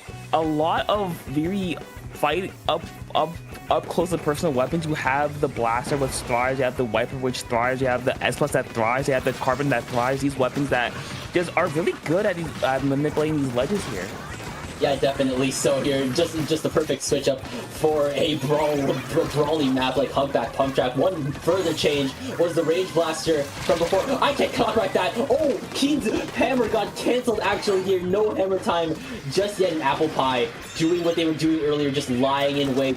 Man, oh, they're actually positioned right near the checkpoint, but they will be going down to Keen, saying good morning and saying good night. They will be going down, but Akitaneru is holding down the line with this new switch to the custom blaster. This has splashdown. This could at least help with bubble popping as well as just clearing the way here. They're taking the fight to Kai. That splashdown's coming out to at least keep them in the fight for longer, but if anything, they will be going down. Yeah, very unfortunate they weren't quite to get a kill on Kai there, but Krona able to get the pick on Apple Pie, giving them space to work with. The crab is going to come out along with the Booyah Bomb, just putting up a lot of pressure on this elbow as Krona staying alive, going to possibly get it, getting the lead as well on top of it and breaking the checkpoint. So that's a very, very big hurdle cross for Big Teto, but now the real question becomes, can they get out of this elbow? Can they advance further to get more points? Apple Pie may say no, but Keem says goodbye with the hammer stomping down, and 3 members of Japanese Tickle Tag are going to go down as Aki's going to go down as well, but the S-Blast though going, not able to get the pick, but not until Big Teto gets to 24 points remaining. Exactly, the damage has been dealt here. That's a very strong lead in the early game if you are Big Teto. That being said, Japanese Tickle Tag has Crab and Booyah Bomb online, and already Chelsea's popping it out here. Constant Crab usage is always a good thing to do if you're playing Splashomatic. The Rainmaker is right back and reset to mid here, but it's going to be popped by Keen's hammer here. Apple Pie's trying to move in. We're seeing maybe the second coming of the Mecha here, and Apple Pie will be getting a double kill. Like I said, second coming of the Mecha, and Japanese Tickle Tag are starting to press forward, making it to the first checkpoint, actually. Yeah, able to get to that first checkpoint. The cooler is going to be there as well. Trey's going to go down Keen, so no hammer for Big Teto as well. So Japanese Tickle Tag can kind of force their way in, but you got to be wary of that pencil. The splashdown is going to be there, like I said earlier, used to clear out space and clear out the Rainmaker as well. Apple Pie going to go down in a trade. The S-Plus going down as well in a trade, so Big Teto able to very quickly recover from Japanese Tickle Tag getting the checkpoint, but hey, that is still, they still only have 20 points separating these two teams. That's not a lot of distance to cover. Oh, that being said, the Rainmaker. Wait, I want to just break that down real quick. Big Teto left the Rainmaker popped and unguarded, which allowed Apple Pie to just run for the checkpoint like a madman, pushing Japanese Tickle Tag's lead to 18, stealing the lead from Big Teto, and now Big Teto is seeming to scramble. They've entered the bottleneck. They need to take back this lead quickly, as there's going to be 1 minute 45 seconds left on the clock for Big Teto. Krona's just trying to just lay down the fire here, trying to potentially catch anyone on Japanese Tickle Tag off guard. Akitaneru is just trying to clear the space with the splashdown, playing off the ledges. That's something that Blaster can do very effectively, but Apple Cider has noticed them here, and if anything, it's just a very isolated duel here, but they're firing onto the Rainmaker holder. It's now a Blaster v Blaster situation here. The Rainmaker has been lost. It's only Akitaneru and Keen left here, and Apple Pie is chasing Akita. Akita's going down. The Rainmaker's being fired out. It's only Keen and Cricket left here, but Apple Pie is going down here. The S-Blast is on the scene, but Japanese Tickle Tag is in control of the Rainmaker, and Kai is trying to make another run for it. Yeah, the minute left to go, but Aki's gonna be there getting that pick, but like I said, a minute left to go. Not a lot of time to work with, only 6 points separating these two teams, but those 6 points can cover a lot of contested area here, so it's a matter of which team can either hold or attack better. Team getting one, canceling the crab with the hammer, the wipeout as well. Aki's path is laid open towards the Rainmaker pedestal. They're just going and not quite able to get the dunk, but 1 point remaining. A lot of pressure is now off of Big Teto, but now if you're Japanese Tickle Tag, you have to go. You have 20 seconds remaining, which is not a lot of time in the Rainmaker. Especially since the Rainmaker is on your pedestal here. Japanese Tickle Tag, and immediately Akitaneru will take 2 down on the side of Japanese Tickle Tag. Only this S-Blast here, and once again it's the blast off here, and they've gone down in a trade here. We're going to have to enter overtime, and Japanese Tickle Tag needs to get overtime happening in order to get this game, but no, I don't think anyone managed to pick up that Rainmaker here, and in a 2-0 set taken by storm. Big Kasane Teto will be able to advance further into Great White. I mean, yeah, Big Teto just kind of holding on. They found a little bit of weakness in Japanese Tickle Tag, and they just went with it. They got the wipeout. I believe what Keen at the very end got 2 with the hammer, including the crab. Also, that crab cancel, huge, because that crab was focused, die only on the Rainmaker, so getting it down and giving your team space to work with and the wipeout, and you just gave Aki just all the space to work with. A golden red carpet laid out straight for them, straight towards the Rainmaker pedestal. And if anything, I think the fact that they didn't even get that knockout was further salt in the wound. It basically forced Japanese Tickle Tag to run a marathon in order to get that game. They basically set the terms and conditions of the match. They said, in order to get this match and in order to potentially go into Game 3, you need to go from your base to our base while we tried to stop you. And we stopped you. Indeed, here they're going into semis to go against whoever wins against I Said I Love You First, seed number 1, and Splatoon. Okay, I wasn't crazy. I thought it said Splatoon for a second. Oh yeah, I thought it just said Splatoon. Yeah, so congratulations to Big Teto for moving on. Japanese Tickle Tag, unfortunately, your tourney run ends here, but hey, give you a pat on the back. You did make it to Great White, so great job to you. But unfortunately, that will be it, at least for us two today. So with a little bit of housekeeping, Frosty, where can people find you? Of course, the good people of Twitch chat can find me on Twitter at TK_Frostix, at Blue Sky at Frostix.bluesky.social, and if you want to support some of my own personal work, you should totally read my web novel Gap Year on Wattpad. I swear it's worth your time. I'm sidetracking like you were earlier, Topic. Where can the good people of Twitch chat find you? Yeah, you can find me over on mainly Blue Sky, but Twitter as well at Topical2. I'm posting where I commentate next, whatever's on my mind, and just whatever I feel like. So yeah, that's really it.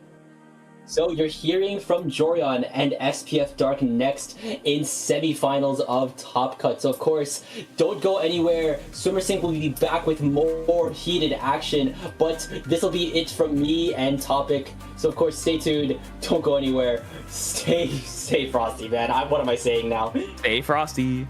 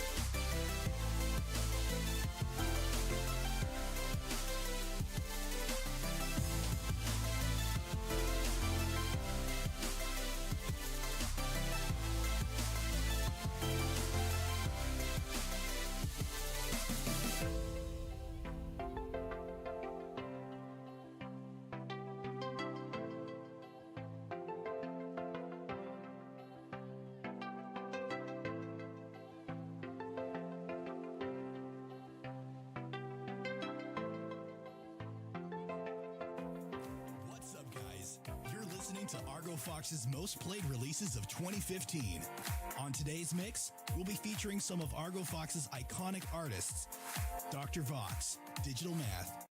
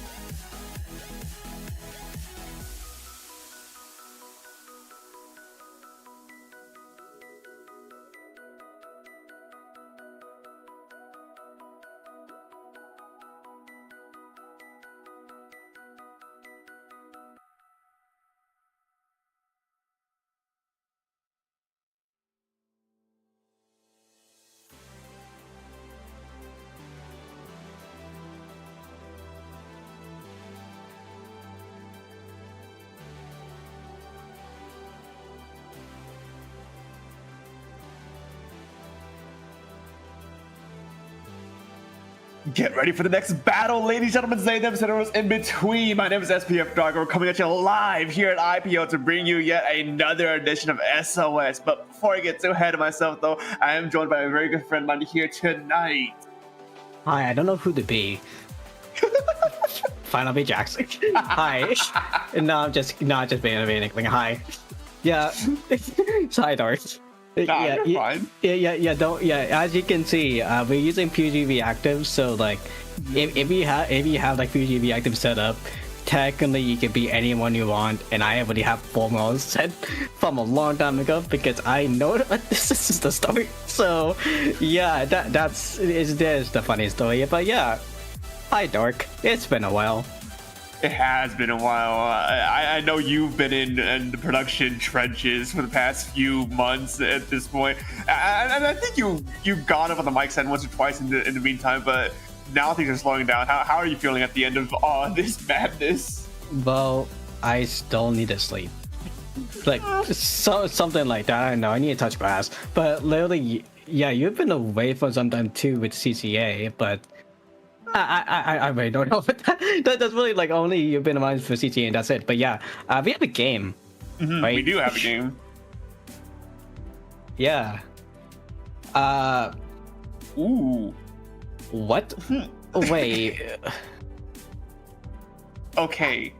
So a bit of context for our surprise here, folks. In the preamble before we actually hit the hot switch for the mics, we were under the assumption that it was Honkai versus Lego Fortnite, but it appears to be that there seems to be a mix-up, and it actually is going to be Honkai versus GU equal GU. You're GU to me. I wish we could swear. I wish we could swear right now. I wish we could swear right now because, like, oh man, the name is so messed up. I can't believe why do you have to call them this name? Like seriously, fifth gen Luna, Mia, Asing, and Shallow. Well, fifth gen Luna and Asing has been on the same team before a long time ago. I forgot the team name, but they were on the team together a long time ago in Honkai.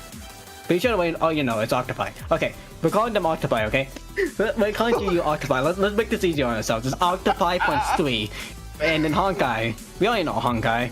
Honkai is literally like Div X level. Playing in like lands, literally playing in like LTC.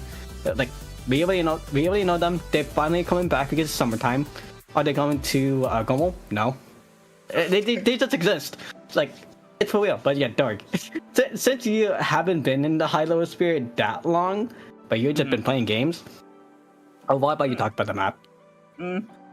Yeah, our map levels here. I do want to get back to the teams here in a second, but first off, since we are now in semifinals, we will be switching over to a best of 5 instead of best of 3. So we have a bit more of an entertainment chance for you guys, folks, here tonight as we head into this next block here. But first off, we have here is Splatzone's Barnacle and Dime. It's a bit of an interesting map on my end, you know, because it doesn't necessarily have anything to really abuse too much. Really, the only thing that really they're gonna watch out for is the lockouts to the choke point heading into your platforms and to heading into mid. That's really like the kind of oily area that's kind of rough here, but even then you still have the left and right wings depending on where you are on the map to kind of play around to flank and not have it be entirely oppressive, especially before the map rework. Anyways, too, it used to be a lot worse back then, but here it isn't really that bad. So it's gotten decently better over the time has come, and I do believe that I think this is a very, very solid map all around at this point. Yeah, but you said you wanted to talk about teams though, so yeah, what about it? No, okay, so for those of you who don't know, and most of you probably won't know, I don't know how many freelancers are with me at this point in my quote-unquote career. But the fact is, I just am horrible with team names and who's on each team and who goes where and how everyone's shuffled. And it's honestly why I'm like excited to be here with you tonight, Ryan, because you have that intimate knowledge that I don't. And so you were talking about Honkai, how they're like a very high-level DevX team or whatever, like, who's been around, and I'm like, this is the first time I actually like kind of like am looking and recognizing them as a team, you know. I'm a boomer. That's why. Like, So, in the obvious sense, I'm just a boomer. But yeah, so obviously we're going to be seeing in the Call Lock is on. Cool. We're seeing Honkai in the orange, and blue is going to be Goo, but it's still Octopi plus Mia, because Mia might be on my Octopi, so who knows? Vindai might come back, but yeah. Oh, a great kickoff as Octopi / I'm going to be referring to him as Goo from here on out. Takes the first early lead here. Zone's going down 2 down from Honkai. Goo having a very solid opening on there, and the Crab Take really opened up a lot of opportunities here. And even though Honkai has that pillar online right now, they're struggling a little bit to try and retake it, but the Wiper going down here, and the splash is big. Picks on Honkai's side. They could potentially get another swing here, but no, the Crab Take is canceled. 2 goals down for the Luna. Well, 18 is just doing 18 things. Like, if you don't know 18 when you're playing Luna Blaster, like, that means you haven't been in, like, watching 18, or they've never been on chip for a long time. Because they've literally just been existing as a Luna Blaster main the entire time. And, okay, Gabby, we know you like the dancing a little bit, but mostly we're just waiting for it to happen. So, really, I'm just saying, again, with Luna, from me, oh, no, wait, that's from Mia this time? Mia, the actually NorCal user, yeah, that got a double. That is why they got +3 success, and this is why they're holding right now as well, because of Goo. They have actually cool ability as well. So for Honkai, because this is so, it's like, and this is one goal as well, like, they will be like backed up for a while. That is a very difficult position for Honkai. How Goo was able to instantly flip it, lead swapped in the process too, and now Honkai wants to get locked down in the scenario here. But Crab Take from both sides, and Honkai having the advantage over the Crab Take here, and with the triple ink strikes coming in, could potentially try and force something, anything to get some kind of momentum back and back some semblance of control, especially with the Wiper going down. The duel is coming down on Honkai, means Tactical or online for them means that they can definitely go on a bit more aggressive. And in the meantime, they were able to take the zone here, but Goo is holding the ground very well, able to keep it neutral and very highly contested here, not letting them run away with 3 points before flipping it back in their name, even though their players down left and right. It's so funny that you only said Hungoo. It was I heard that little slip up right there, but still, but literally, I've been saying right now, like, Goo is still not in the reverse corner. They're getting flipped up and actually backed up in the corner once again, because they're waiting for Splash to come in. Luna is going to be the one actually trying the best to go in with a crab. Ain't going to try to actually cancel out that crab that they have on the side of Nilla, but yeah, no, Nilla has actually strikes, so they're trying to get that, but they just used it, and actually Luna actually getting a good cancel right there. So with the penalties slowly going to be killed off soon, we're going to be seeing Goo actually get the zone right on time, and Mia just missed the throw. That's unfortunate, I guess, Charlie, because the cooler is going to be coming in, but they got the kill. They did get the kill actually on 2 plays on Honkai, so that's huge.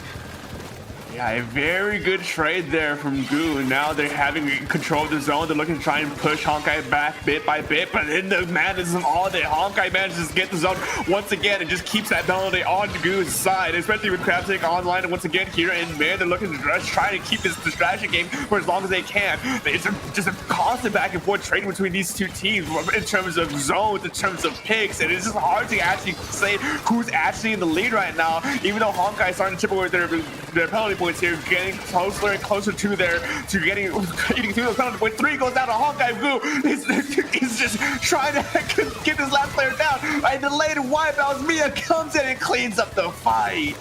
I'm surprised that Luna actually never got double from the bomb, because that should have been a double right there, but for some reason the bomb didn't allow actually them to get a double. But surprisingly, that is a good wipeout on the side of Goo. We are going to be seeing Honkai again backed up in the corner, and again, this is the scary thing, because Goo has like Mia, who's a new +3, Luna, who's been in the plus for a long time, and Shadow, who's been in plus for a long time, and also Acing too. Like, they've been in plus for a long time, and Mia's just a newcomer. But seeing Mia's progress all the way from here to from Booyah Bay back then as well, like, that was only like 3 months ago. That's crazy that how much speed Mia actually has compared to everyone else, like, battling this direct team of Honkai. Yeah, the performance is really showing with here, folks. Both these two teams are just at each other's necks. It's now in the nick of time now for Goo. They get a wipeout, which could be very big on their side. The penalty points are almost slipping away here. Honkai just taking their time to regroup, recover, and get their specials online so they make this last minute push here. Only 8 ticks left ready with the penalty points. Triple A strikes are opening up this incoming push here. 1 goes down, 2 goes down for Goo, but 1 goes down for Honkai. The Crab Take comes out to try and contest this as best they can, but too much pace coming up from Goo's side as as Nia gets another pick here, and they with a zone swap, we could potentially see an overtime scenario here, but a 1-1 train on the left-hand side of the map here. The Tonkas to be down a few players as they go into the final 10 seconds. Another player down. Drew's going in to try and clear the fight. The zone is still on Honkai's serve, but with no one left to paint it, it's gonna be Honkai heading into overtime as they're desperately trying to win this over. Goo almost trying to win it here. A few ticks left remaining, but Honkai stands strong and takes his first game. I can't believe Luna didn't pay. Well, Luna is a sport player. Luna is supposed to pay, but Luna didn't do the job. That's unfortunate right there, but still, like, literally Honkai. Oh, whoa, I got myself weird. But still, I heard, like, hearing, like, to be a Honkai at the end, surviving to the fittest, like, that was great recovery and great defense from the side of Honkai, because there was one player up there, and I think that one player was actually Kabi, still being alive with Nilla, as like being the two painters and being able to just paint on its own. But the main unfortunate thing was for the side of Gu is just the main aggros were gone. Mia was gone and Acing was gone. Like, Luna was the last one being alive because Shadow actually, I think, got traded up, like, got killed up back in the base. So because of that, even though it was really close, Gu unfortunately just got back out in the wrong time. But it's really funny because this map mode called Taito Undertow Spillway. This is an async map. Like, there is no contest right there. This is an async map right here because it's a Lunar Blaster. What can you do against a Lunar Blaster or any blaster on tower control other than Sune, I think, because they have an S-Spice on their belt. So I think they might pull that out.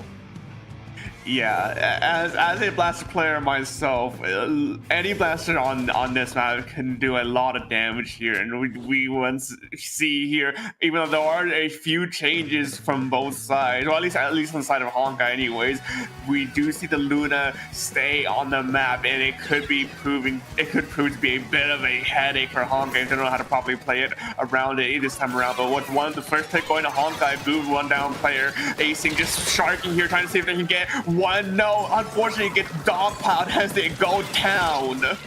I think one thing to know is about, I think this is the Nella from LCS as well, as we played for New York. So I think Nella was actually the aggro as well. So it makes sense why actually they're saying the strikes, because I guess they are strike one trick, but also because that is GG strikes as well for the end. But funny enough, compared to game one, look how aggressive Honkai is. Like, they're literally just gambling and getting like a 5-star pull at this point. That's how fast they are. They're super hyped because of that kind of pull. Jesus Christ, man. Yeah, no, even though it was a very close back and forth game last time around, Honkai this time is just running away with this game, just taking it all the way down to 12 ticks remaining on their side. Gu now finally being able to push them back a bit to try and get some semblance of control here, but no, unfortunately players are going down left and right, and Honkai is in control of the tower once again. Even though they're one player down, Gu is just having a hard time trying to get things properly reset here. They really try to get a reset, but still, Rumi is still in control, like in mid. That in the fall, like, that was Luna. Luna is stuck there because they have no control, and Ruby actually saved the crowd for the perfect time to be good. Okay, never mind. I just lied, because they used the crowd to play a little bit of bump game, but the bump game played 50%. So because the bump game played 50%, that is literally just a fight in mid altogether for both teams of Gu and Honkai. But again, every single time, it's only for the time of like 90 seconds now, it's been in middle for the entire time, other than the Honkai patch, obviously. Yeah, Gu's just having a really hard time just breaking through whatever Honkai's throwing at them, and a lot of the, as you mentioned, Jorian, whenever the tower has been moved, it's only been the huge push that Honkai has made. But here now, Gu's finally be able to move the tower a little bit on the first side. The first checkpoint going down, the first checkpoint being so early on the route, though it doesn't really impact too many things here, as Zuka comes in to try and stall out the tower as long as they can, not finding anyone good for Gu as they go in to try and get another counter pick here, seeing what they can get from a flank here. Amber coming out and unfortunately cancel. That is not what you want to see, as Honkai just cleans up Gu and takes the tower once again. Dari, do you know how Charlie got killed? How? Bomb. Oh. We love bomb tier in this house, 100%. I'm gonna be seeing literally right now, like as well for Luna being stuck in the crowd, almost trying to do a splash on killer as well. Like a splash on 50 for 18 to help out because their blaster is basically a bomb as well, but their hammer is basically an actual hammer that actually works right now because of the patch. So we love that for honestly acing, like, and for me as well, because they have a hammer throw that could work out really well. But unfortunately, because being doubled up because of the dually play from Rumi, who might be getting a triple as well if they get the actual shot at the end. But because of dancing, Luna gets the kill off of Vishala's support. So the main thing is right now, there's 90 seconds left, and Goo still not gonna push it because again, bombs. Yeah, bombs definitely is going to be the name of the game here to try and get anything going. Now Honkai once again on the push yet again, keeping Goo down for as long as they can as we enter the final minute of this game. You know, sometimes you might want to just play the stalling game and just hold mid for as long as you can. Other times you want to just be on the aggressive and make sure that your tower is so far forward that the enemy team has no chance of ever pushing it back to mid at the very least, even if they do get a wipeout or two. And then at that 1 minute timer getting called here, Honkai is now trying to see if they can maybe and potentially knock it out here with what tools they can. 2 down for Goo means that they can are at the back foot here to try and reclaim this tower, but no, 2 down now for Honkai because TACKLE was online during that push means that Goo was able to push and persevere through and take the tower once again. Honestly, we just got jumped over the 18th blaster. I'm being so well in that. But I just say that too, like, during this entire game, Goo has so many opportunities to go ahead and just play in action, but in every single moment as well, Honkai was able to shut them down. Mia on the right side was able to get a single. Azing helped it get a double, but Kabi just did a jump scare as well on the tower right there, but there was 2 supports, so that helped them really well. But at the same time, again, crap from Luna, but where is Rumi on the left side, on the right side actually, but everyone else is still going ahead. Tower is going to be the main one playing support. There's going to be GG strikes right there, and 5 seconds left, 2 down. It's unfortunately might be over Mia. Unfortunate. Yeah, I mean, generally, what more could you do there? I mean, Goo was doing almost everything right there. They were getting their pushes, they were getting the picks they needed, and they were actually getting close to contesting that lead there. But Honkai knew what their win condition was, and is same with me now. It is the dreaded GG strike, just holding onto those ink strikes for as long as you can to the very last moment, throwing on the tower before right as overtime is going to be called, and just win the game from that so much zoning power from there. It is unfortunate, but it is the game we play. GG strike is that GG way. It's literally just like you literally just call it and that's it. Like 10 seconds, if you didn't kill the person, GG's is over. Because there's no shield, there's no armor anymore like Splatoon 2 has. So like, yeah, no, it's GG's, you're cooked. Not even bubbler anymore. So yeah, no, you're like eventually cooked. Well, they technically there is bubble, but technically the strikes technically goes in the bubble and you still get killed by strikes when you're in the bubble, which actually, that if you think about it, that's an oversight from Nintendo. If you're in the bubble, you should be safe. If you think about it, you should be safe in the bubble, even if it's by strikes.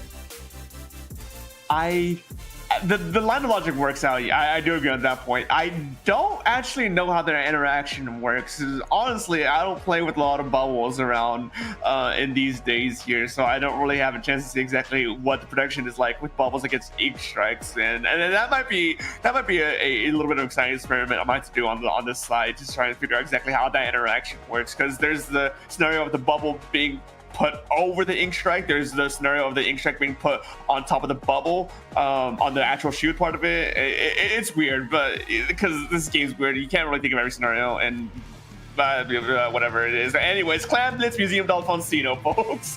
Yeah, if Luna could pull up Junior, that would be great, because I know Luna, they play Junior. It would be cool if they do, but because they're forced on Crab, like they're playing the same comp, it's unfortunate. Like they put one cooler and bubble to be cool because of the Clan Blitz as well. On this kind of map, like, because it's became actually the only way they kind of pick that you play Junior on, like, play a bubble weapon anymore, actually, funny enough. Because technically you can just bubble jump all the way in on the planet when you actually get a lead, but in the 2v2 setting, like in this fast kind of comp itself, like it's kind of hard. So that's why it makes sense that they go on Crab, but Nilla actually is going to be going in on the aggro because they get stuck in Crab in a bad position. So yeah, this is going to be, oh yeah, by the way, this clan that's on Museum. Welcome to 5 minutes of stalling. Yeah, I literally was just about to say that in the first 40 seconds of this game, both these two teams got a decent amount of back and forth trades. Now, going 2 down here means that Honkai may actually be able to break the curse that is on this game map mode specifically here. Already looking to try and get the power climb into the path last game, and they break the curse. 1 minute and score points are already on the board here. Honkai 2 players down, but going on the back end here before jumping out to make a mad escape. Goo holds their ground strong at the very least. Not losing necessarily a lot of points, but there are some points lost here. The clan basket is back up. So it's fortunate that the curse didn't happen at 5 minutes. It would have been funny if it did happen for 5 minutes, because earlier today, like in other matches, the fastest event was actually like 2 minutes it got popped in, and then it was just Oko right there. But literally for right now, it's good that we're playing with NA people, because these are close games for real. I was saying Goo actually going to be starting to come in, but also when I say it's late game, it's like late game for NA. For Asing, it's like 3 a.m. Because they're a European player, by the way. So yeah, literally for right now, we're gonna be seeing the rest of Goo actually popping in some scores. Luna being able to pop in some scores as well. No pity play, because Asing actually jumped all the way in, and someone else tried to pick it up, and that was from Mia, so that's unfortunate. They're trying to hold it up as best as possible, but they're gonna be mostly passing it to Shallow soon enough, because they know they're the backline. There we go. Now as both these two teams reset back in the midst exactly what the next game plan is going to be. An early pick on Honkai converts to a very fast push in before Goo holds her strong. Asing with the Luna Blaster comes and toss the push, and with a wipeout they hold strong as they're already moving rapidly to see if they can get a counter push going in before Honkai properly respawns. Mia and Luna, my goats right there. And also at the same time, Shell was at the back there playing support as well, because I think they did trade off with the other edit on the side of Honkai. So really right there as well, that was a big snipe, I think, coming from the side of the Squeezer player. But Toro right now playing on the edit, they're trying their best to do anything. Kabi is trying their best to punch up ahead with the rest of the team to try to go for another knockout, but Asing was able to get a kill off. No, that was Mia actually. Mia actually got the kill. Nilla was able to sneak on through. More clans are going to be going on the way. This might be a 3-0 right here. Never mind. Oh, their dream is ruined, at least for the moment being, as Honkai goes down to a wipeout. Asing already at the ready to try and contest any respawning members of Honkai to just send them back to the spawner here, as Goo goes in fast, losing the crab take unfortunately here, and Asing just biding their time, waiting and watching to see who can get one. They get one, they get 2. Blaster Gaming, that is a huge stop on their end. No one's seeing it. Oh, okay, clip that. Okay, no, we have to clip that right there. No one's seeing Asing at the start was like, okay, it makes sense, but no one's seeing Asing 5 seconds after that. That's scary, and then that hammer throw. Yeah, yikes. GG's. But literally, I'm saying right now, like, even though that's a yikes, we're not playing zones, we're not playing main maker, we're playing clampless right here. So, in this clampless kind of arena format we're playing right now, we need to see them actually push up, because that's the point of clampless. It's literally football, and if you don't get into the basket, there's an issue right there, because you're playing just the Starfest skin that we already know. We don't want to see that happen. Definitely since Mia is a big aggro player with this side of anything, but they're so stuck in mid that they can't really do anything about it, because all of Honkai just all together every single time. Yeah, no, I totally agree. Your defense is only good if you have a reasonably well offense here, and if you manage to let your opponent score at least one time and stall it out because you have that good of a defense, you still end up losing the game here. And as we head to the final 30 seconds remaining, Goo is down about 20 points here, 20-30 points here, so they really need to get a good push, a good solid push going on their end if they want to try and win this game here. Crab Tank being popped, and a good important packful pick here goes out for Luna on the Crab Tank here, and with Mia going in with the stamper, with a hammer, I'm sorry, they're trying to see exactly if they can get any opening picks here, but 2 power climb baskets, 2 power climbs on the side of Goo. They're looking to try and take this in overtime, but 2 unfortunately does go down. Again, since Goo was not able to have control in middle, and Honkai was able to have so much control in middle. Asing got 1 kill, but we already know the Blaster Asing player is going to try to do everything is what's supposed to put up ahead. Since they don't really have a clam, that's really just a GG play right there, because everyone's trying to go for a clam now, but again, no one's alive for it. So, Honkai wins 3-0. a good fight from Guzo. That a good chunk of those, a lot of these games, they were fighting back and even were pushing Honkai down. But at the end of the day, it's Honkai who came out on top, and it really was an entertaining set to watch between these two teams. Both of these two teams, at least according to my source slash co-commentator here, Ryan, are actually very well versed into this game here. So there is some history as to how they want to play, and they are in lesser terms veterans at this point. So it was a very fun set to see these two teams duke it out here. Yeah, it was fun to see for sure, because they're like, all these players are basically Div X to Div 2 teams, and that's basically in plus format, that's basically like +3 to +1. So like, it makes sense why it's supposed to be super close, but it's so funny how like seeing every single time that for Honkai, like they were so close to getting beaten, like beaten hard, but they were able to just pull it through very, very quickly just because you have so much good defense. While for the side of Goo, Aiden, go to sleep. Literally, like, Aiden just go to sleep. Like, seriously, it's like 2 a.m. Go to sleep. Luna and Mia, they're in PST time zone, so go have dinner. Yeah. I'm hungry. Yeah, I mean, at this late for a tournament like this, you know, you should probably be in bed here. But honestly, if I were to stay up that late to play in a tournament and I got this far, I'd still be very proud of what I did, given the time, given to how exhausted you may or may not be at this point, you know. So a good solid job well done for Goo for making it this far and going and doing what you did against Honkai. And it is unfortunate that you lose out here in semifinals, but there SOS will be around as long as this organization is around. I most likely. Anyways, yeah. Look to the bottom. Look to the bottom right. Wait. Justin switched early. If you saw the bottom right, there's a third place match. There is a third place match. Yeah, you forgot there's a third place match, right? Right? You know, I don't commentate a lot of or a lot of tournaments that have actually do a third place match when it's single elimination like this. So that is just my autopilot here. But well, you know what?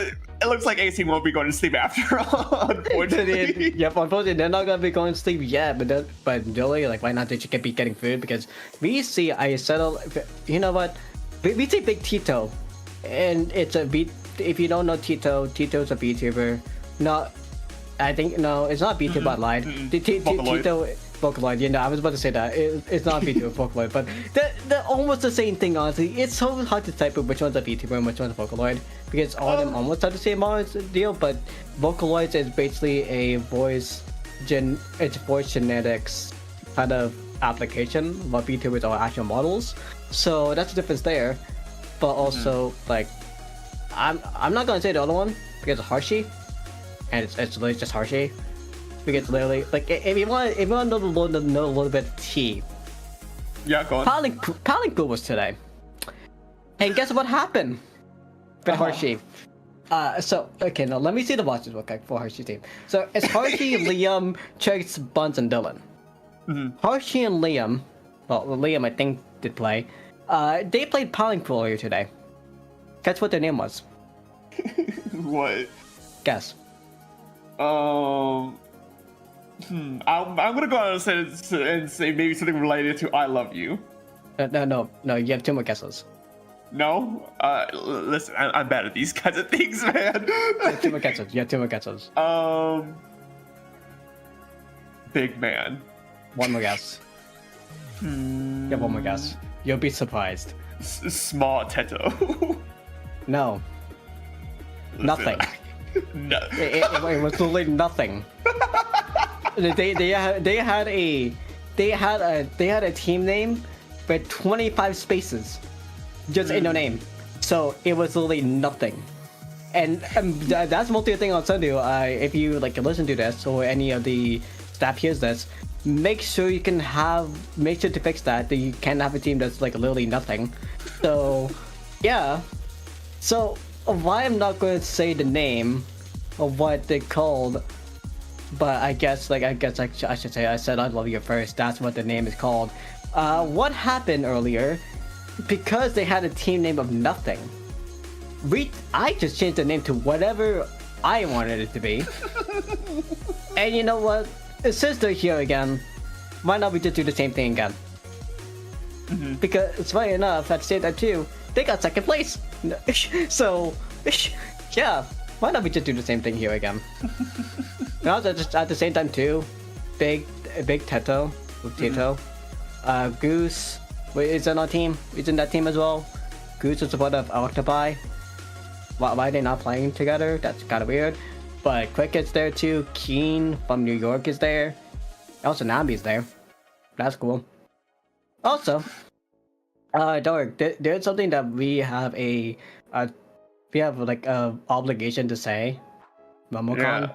Yeah. For those of you who don't know, watch the yeah, turn your attention to the screen here, folks. Can you jingle the keys real quick? There will be a Splatoon 3 tournament for MomoCon. I'm not sure what the sign up link. Yeah, it is start.gg/MomoCon. I'm pretty sure you're smart enough to figure out the rest here. It is May 22nd to the 25th. It is 2 weeks from now, folks. There is a $1,000 pot bonus, so if you can, you should totally sign up doing that. It is also just a very huge convention in it of itself. You know, if you're not there just for Splatoon, I do recommend you going out there if you can. It is just a very big convention to try and hang out here, and of course, commentary talent will be announced soon. So keep your eyes and ears on that. There's a lot of things to see and do, folks. There is vendors, artist alleys, a lot of panels, VAs from all over the place, even cosplay things to do here. It is in downtown Atlanta as well, so there's a lot of access to food and shops and a lot of sightseeing things to do there. And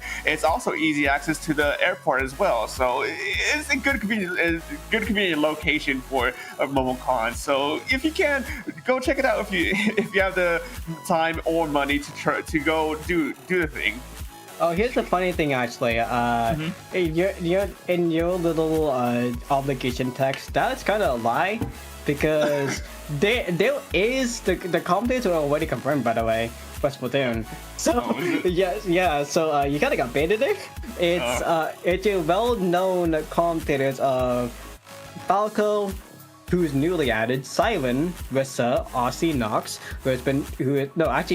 Aussie's new. So, Simon, Vissa, Nox, and Shiny Hunter Zach, they came before, and now they're here again. And also, Club of VA talent, there's like a lot of VAs gonna be there. That's kind of cool. So if you like have like any possible like con people you want to see, well, for any VAs you want to see, let me check the Twitter, because their Twitter as well is @MomoCon on Twitter. So, like, if you want to see, like, a Blade tournament that's happening, that's going on there. There's a VTuber meetup that's going on. The voice actor for, I think that's, like, M7. Isn't that Halo? The voice actor of Halo is going to be there. There's someone that's going to be for animation. That's there, too. There's, like, a thing called Squad 20. Like, a tabletop kind of event that's happening. There's, like, good cosplay events that's going on, like on the Twitter, there's something about Zelda that's happening. Yeah, there's like a lot of stuff that's happening on MomoCon. So, like, if you want to go in and play for the event, you remember you have to sign up to buy for a pass. Unfortunately, if you think about it, because I think there might be different tiers. Like the tier right now, because of labor registration, you might need to pay a little bit extra.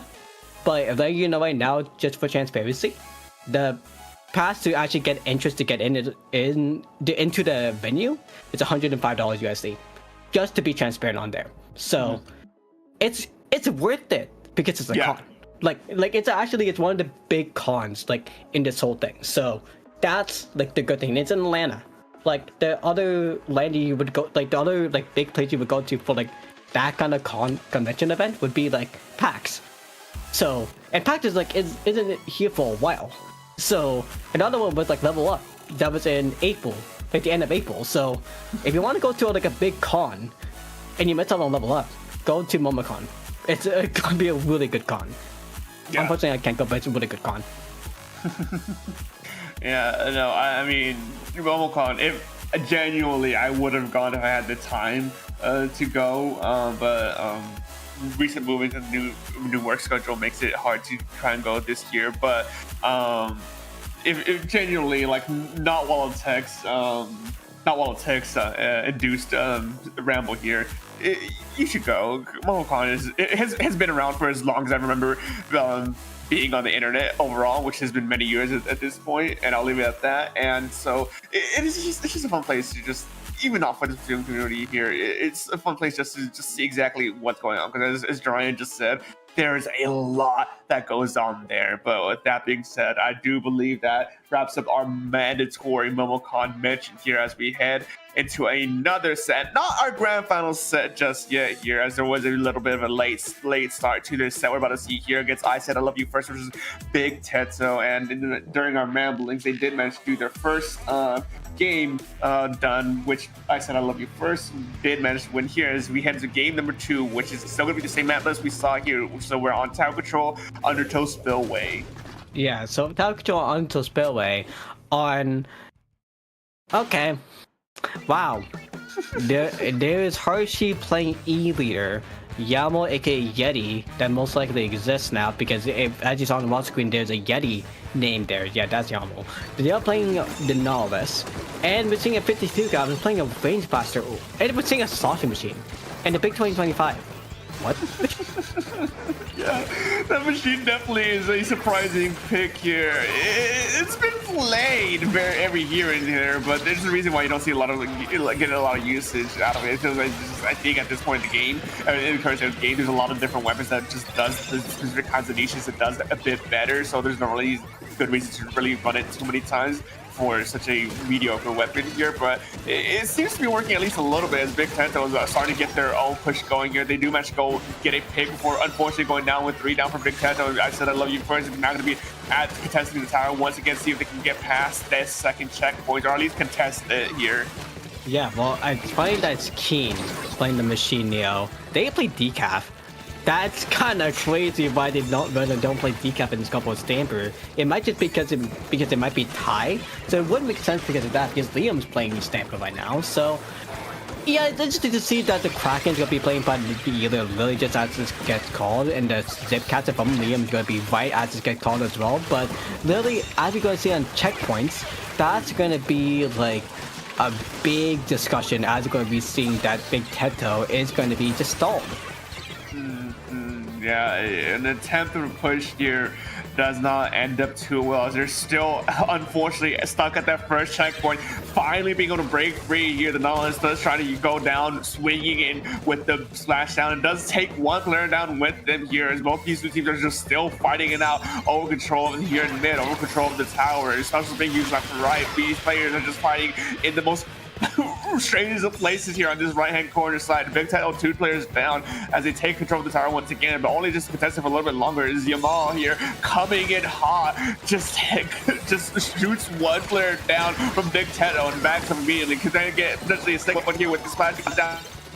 Not directly, but they do help with that assist there. Nice robot. As we're going to be seeing Lily, Yamo is going to be going. Well, no, not Yamo, it's Yeti. They're going to be going up ahead. Well, honestly, Riku's right there in the corner, battling Lily, aka Hershey, and into 130 Yeti. And that just happened. And we're going to be seeing once again that Keen on the Sonic Machine, trying to bet to just battling a 1v1 to battle up ahead. But again, they just get dismantled. Same with Cricket. Well, Cricket's in the corner actually going to be defeated by Lana, aka Hershey. Nope, just kidding. That's the blaster just going to be jump scared, but no, Yeti actually sneaked all the way from the ramp in the middle just to get a triple. I Said I Love You First. Just kind of starting to run away with this game a little bit here. Big Teto unfortunately just keeps getting staggered, picked off one by one, engaging these fights one by one, not being able to actually get much momentum going. And as I say, that 2 goes down for Big Teto. I Said I Love You First. Still trying to get past this second checkpoint, finally being able to pass it here and take some additional points here as Miku, the range blaster, does go down unfortunately, and now their Big Teto's have their backs against the wall here as that tower is starting to approach that third and final checkpoint. Yeah, I was going to be seeing that going on ahead. We are going to be seeing that Dylan is going to be trying to get double, but they don't get the double. We're going to be seeing for the side. Oh, I I'm not going to say the name still. I'm going to be seeing the Hershey's pickup is going to be going up all the way, going up to the third checkpoint. And with the third checkpoint, we're going to be seeing the Hershey pickup actually getting the double with the Yeti pickup going up ahead. With the Dylan pickup actually helping him up but getting the Zuko snipe by Keen. And Keen is going to be getting dismantled by the Yeti pickup, aka the Liam pickup, who actually makes it up all the way to the final checkpoint. That final checkpoint still stands strong, even though I said I love you first has been showing that they have a good majority control of this game. They're unfortunately not able to break through this final defense against Big Teto. And 40 seconds remaining, the tower's finally resetting back to mid here. There is a possibility that we could see an overtime victory here, but it's not going to be out with its hardships here, as Big Teto has to get through that second checkpoint. It has to bring that tower all the way down to the third checkpoint at the very least here. And with one player down from Big Teto already, I said I love you first is moving it fast to try and keep that from happening. Yeah, I'm going to be seeing on there. We're going to see 50 seconds left, but that is going to be Hershey, aka Lana, actually getting that. Getting those. Yeah, no, I didn't want to say anything because that double time is going to be huge. But that might be a jump, but no, that's not a jump side because actually that was Dylan actually canceling it out. And at the same time, too, Liam was able to cancel it out. And with 1 second remaining, that is going to be going to the side of Selena Gomez's new album, I Said I Love You First. Oh, I really would have loved to see exactly how that first game went out, so to get a better, to get an idea to see exactly if this is how they actually intended to play their confidence, the weapon comp. I said I love you first anyways, the weapon comp, this is our time, or did they just switch up to something drastically different for the second game, and we'll see something drastically different for the third game here, especially now that my match point backward, hard back to climb this Museum Dolphins, you know, it's hard to try to gauge any information, you're not having that first check, not for having that first game under our belt. In honest truth, I think it was the same comp. Cause like if you know what you're going to be playing with, so why change it? And like for the players from Hershey's pickup, aka I Said I'll Love You First, the album from Selena Gomez, and from Benny Blanco, a label from Interscope Records, released on March 21st, 2025, a pop music Leonard Urbano Johnny was song with a 34-minute album that was released like with like a 45-second intro, which is literally was I Said I Love You First, the official lyric video, and literally the thumbnail was literally just Max Russo, Justin Russo, and Selena Gomez, aka Alex Russo, from the Wizard of Waverly Place. Just with the people look on the bottom left. That's just a thing. Why do? If you don't know the Hershey pickup for the NA, like NA meme, what they usually do is just song titles. And out of all the names that they could have done in the album, Call Me When You Wait, BR? What's that one? I'm liking the song. Call Me When You Wake Up. So wait a second. How does it want to be called? Do you want to be furry? You said you were so I can't get enough. Bluest Flame. That was Sunset Boulevard. That would have been a banger name, honestly, if they would name Sunset Boulevard. But no, they weren't. They called me. This song. They called I Love You. I Said I Love You First. Why? No. Honestly, no. They should have been called Sunset Boulevard. That would have been a banger name. But yeah. I respect the commitment to going with I Said I Love You First and not Sunset Boulevard. I respect, because that's an actual choice you have to make. You had to constantly look at Sunset Boulevard and say, no, I don't want that team, I want the other one instead, you know? You know, this is the funny thing. They just looked at it. They just looked at the song album itself and just said, "Oh, we're going with that one." They didn't look at the name. They didn't look at the song names. They never look at the song names. Other than that one time when they did it in Panic Bowl. But really, right now, we're going to be singing for the side of I Said I Love You First. We're going to be seeing the same comp. But Big Teto, look at that. It's a Tentabella and an S-Blast. Your weapon. Yeah, generally, most of the weapons I play here, I'm very eager to see exactly how these get used here. S-Blast being my one true beloved here, trying to meet coming to jump out to try and escape that awkward situation. Unfortunately, being jumped right into another awkward situation here. And I Said I Love You First, moving fast, using the rain with the Zipic acid to create the space they need so they can get the power plants into the clan basket, even though they don't have much of a clan economy on their side. The NZAP moving fast enough. Unfortunately, we see this Platonic Stamper goes down, and with it trying to make anything out of this push here, 2 goes down from both sides. Big Tail holding their ground as best as they can, but I said I love you first. Their aggression proves to be too strong as they open up that clam basket. Yeah, we're going to be seeing them actually open the clam basket first. We're going to be seeing the NZAP player that's most likely, I think, yeah, that is Dylan. Dylan is going to be going up, actually bounding in a 2v1 setting, but nope, they backtracked and tried to go for the 1v1, but Cricket has a ball in their hand. So because the ball in their hand, they tried to back out because they know they're safe, because the ball actually gets the first hit. So, as we're going to say for Big Teto, they're trying the best to just do anything again. But remember, on the side I've said it all reverse, they can't really do that because how much control they have. They have to get a wipeout to actually get the win. And with 2 up, actually, they can finally do that, actually. Yeah, it's in the realm of possibility here, but not when you go 2 down in that corner over there. Unfortunately, not being able to have this player advantage going into here means it's going to be a bit of a awkward push here, but the Umbrella on top of the Inkzuka could be the opening you need to try and at least get some more openings on your side, but we see a big flick here coming out from one players out from I Said I Love You First, but they pop the crack in here to just flush him out of the spinner, flush him out of the platform here, and they do get 1 pick here as this game resets back to mid here. Big Ten is not letting this go without a fight. Yeah, no, for sure. They're not going to go without a fight, but they actually let it go without a fight for real because Cricket was running away in a 3v1. So yeah, no, they're smart. They know what to do in a 1v3 setting, and they ran away. So yeah, I've been seeing the full line of a Big Teto though. The S-Bots are going to be having a good Booyah Bomb soon because the Suka play has been huge, but unfortunately that is going to be the Nullis actually coming in action, and you know you can't buy a Nullis because they have full hit rate. Yeah, that's the word, hit rate. But you can buy a Stamper because Stamper has a little bit trickery ink, but Cricket being the 52 guy who has better accuracy, they can try to do it, but because of the ball, that didn't really help them that much either. But we're going to be seeing Liam get support coming in as well, and Miku trying to do the Mika beam with their S-Blast, not really doing anything, but almost fell off. Yeah, a little bit of a treacherous putting there from Miku, and Blaster Gaming got a huge direct on their side, means they can potentially try and finally deposit this clam to the clam basket, but no, unfortunately they're forced to drop it here unless they give away their positioning here. And I said all of you first, their presence too strong here in mid, as they just managed to come in behind Miku and clean them up. And now we see Liam coming on the defense to try and go and get any pick with the Zipcaster, unfortunately being shut down before much of anything can happen. With 1 minute 30 seconds remaining, this is going to be a bit of a hard fight for Big Teto here. Yeah, we're going to see Keen actually going in with the Zuka by missing 2 because one of them hit the wall, but getting the third one, they got this good snipe right there, but not getting a double, unfortunately. They got the double. That would have been a good push-up, but again, the Kraken's still in play. But the S-Flash is gone, so Miku did not have to make a Miku beam ready once again. But we're going to be seeing Keen actually going up ahead, battling Kraken pays off, but they jumped out because they know you're going to get full force because Kraken has 1,000 armor. I was going to see another set of your first push because just one player, I think it was actually Yeti, who sneaked up out of nowhere, who had a ball. So we're going to see the rest of the team of Big Teto actually playing defense.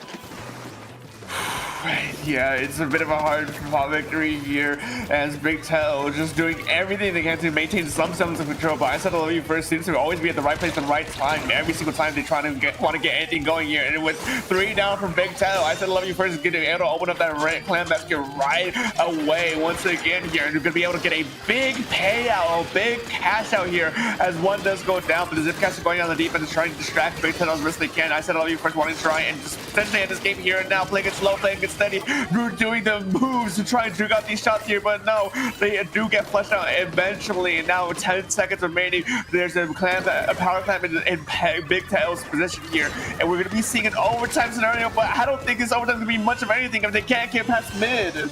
They literally cannot pass mid, and they have to be balls ready more or less because there's more of them on the mid side if they want to take a risk. But Dylan tried to take in, but Corona actually needs to shut that down. So we're going to be seeing the rest of the team actually trying to call back in, but yeah, again, Hershey got the snipe. Miku has to make a bigger beam ready, but not getting it ready because that's Lima actually getting the swipe on it, and Keen just get final destruction by a double team. So Hershey, aka I Said I Love You First, aka Liam pickup, aka Dylan pickup, they win 3-0 and move on to finals. Man, I do want to see what what happened in that first game and see if it was a bit of a close game or if just as the games went on, I said I love you first, just managed to figure out more and more Big Ten, and just eventually with this third game, they're just able to utterly dominate them and keep them down for the majority of this game. And it's like I said with the last time we commented as well, Big Teto, a bit of an unfortunate thing on your end to go out here, but you know, still be proud for what you did against what you did to get this far, what you did against I said I love you first. Yeah, well, comparing from the first game to the other games, they can't get enough of getting a sweep, so they wanted to be perfect, and they got 3 so you could cut that, and now for Big Teto, they're going to be forgotten in the third place match. They want to make them cry. They're not sorry about it. And they want to be going to Son of a Boulevard for sure. And they're going to be actually be burning in the bluest flame ever. And Selena is going to be answering that phone call about being broken up because they just got shattered by the comp of the other side of I said I love you first, honestly, and they're gonna be joining all the way to Sunset Boulevard. I don't know what Ojo Tristas mean, but yeah, that's a thing. And then yeah, that's basically all the tropes of the album from Selena Gomez and Benny Blanco. Call me when you wake up. No, I mean I said I love you first. That is the whole album right there in the snap. And as we are going to be mostly swapping in like ASAP, Derek, are you ready for it? I am ready for it actually. I mean, we see both of these teams are ready. Our grand finals match was to be I Said I Love You First versus Honkai. Both of these two teams went 3-0 against their semifinals match here. So generally at this point in the stage of the bracket here, it's gonna be a clash of titans. So I'm eager to see exactly what the scenario might be and what we're gonna be seeing from both these two teams. No, are you sure you're ready to see it? Are you really sure you're ready to see it? I'd say I'm pretty sure I'm ready to see it. No, are you for real? Like, can you actually see it? Or, I can't see it, but I am ready to see it. Yeah, like I can't see it either, but I'm totally ready to see it. I'm going to be mostly waiting for the players to get into the room, and we're going to be looking at the maps now. Hey, look at that! Justin knew what we meant. Let's go. Thank you, Justin. The voices in our head I will always be forever grateful to them. But no, first map mode we're gonna be seeing here tonight against these grand final sets, Mahi Zones. This is a bit of an interesting map. At least from my previous experience of commentating it and playing it very briefly, anyways.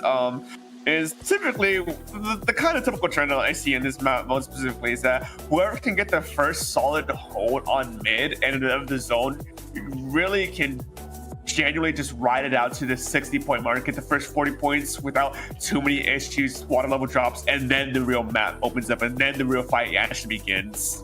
Yeah, no, 100%.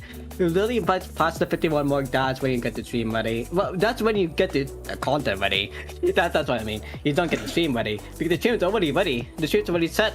We're gonna be just waiting for the players to just set up. Honkai is multi will be playing again the same comp. I Said You Love You First, aka Selena's album about a breakup song. While most of them get broken up, like for the 5th time I think. We're gonna be seeing them coming up soon because in Mahi Resort, you know, the first 50%. You would want to just have the other team just go in for a score. And you just get special.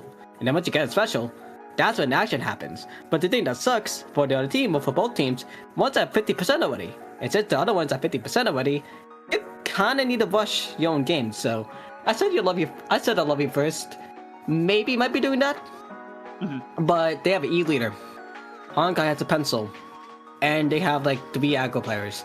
But all of a sudden I love you versus aggro players. So like we're going to be seeing just another stall game for the whole game after the 50% mark.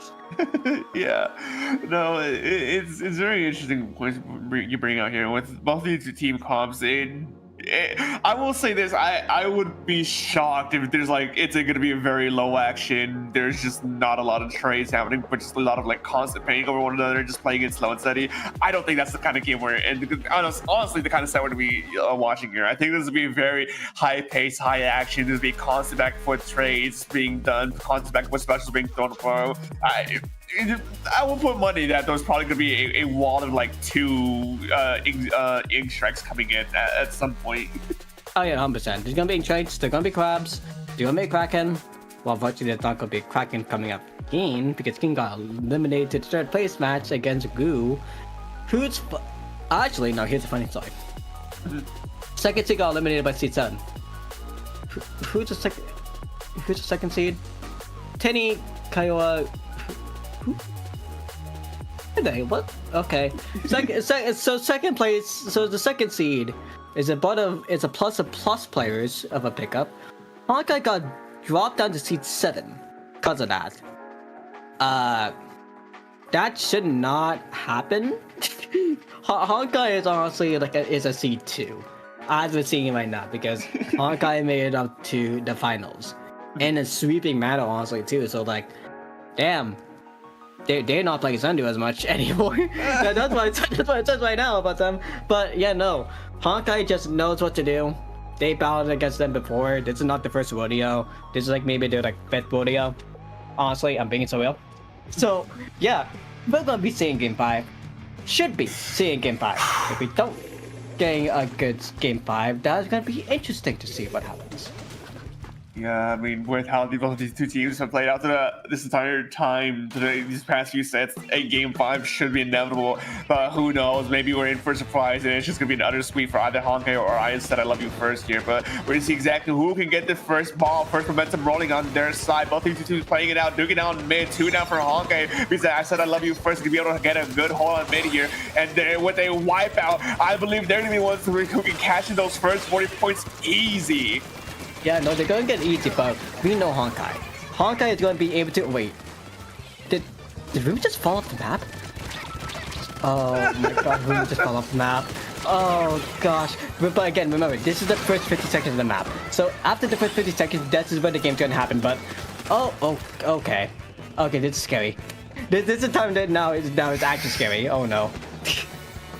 Yeah, a wipeout right after the waterfalls here. That's just a lot of extra points you're losing out on here. Honkai now doing everything they can to try and regain some ground. Some momentum, 24 points remaining from I said I love you first before they're finally being able to take control of the zone. That is a bit of a bigger mountain you might have wanted to originally see here before you actually retake the zone. But 2 down for Honkai means that they may not be able to hold it on for too much longer. As I said I love you first is going to try and do whatever they can to clean up Honkai, clean up mid, and take control of the zone once again.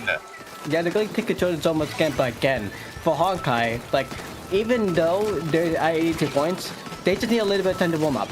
That's the main thing. They will be waiting for like 20 minutes because the other side for I Tell You Late First, they actually delayed their set. So they're actually a little bit cold right now. So the longer this set goes, the longer the timer goes down, the more that Honkai gets to know I Said You Love You First. And again, remember, as I said before, this is the 5th rodeo, so they know how they play. They all together. So with them knowing how they played before, they just need to get used to it again, and then they'll be able to go full force. Because if you look at the penalty as well, they're at 12 points of penalty.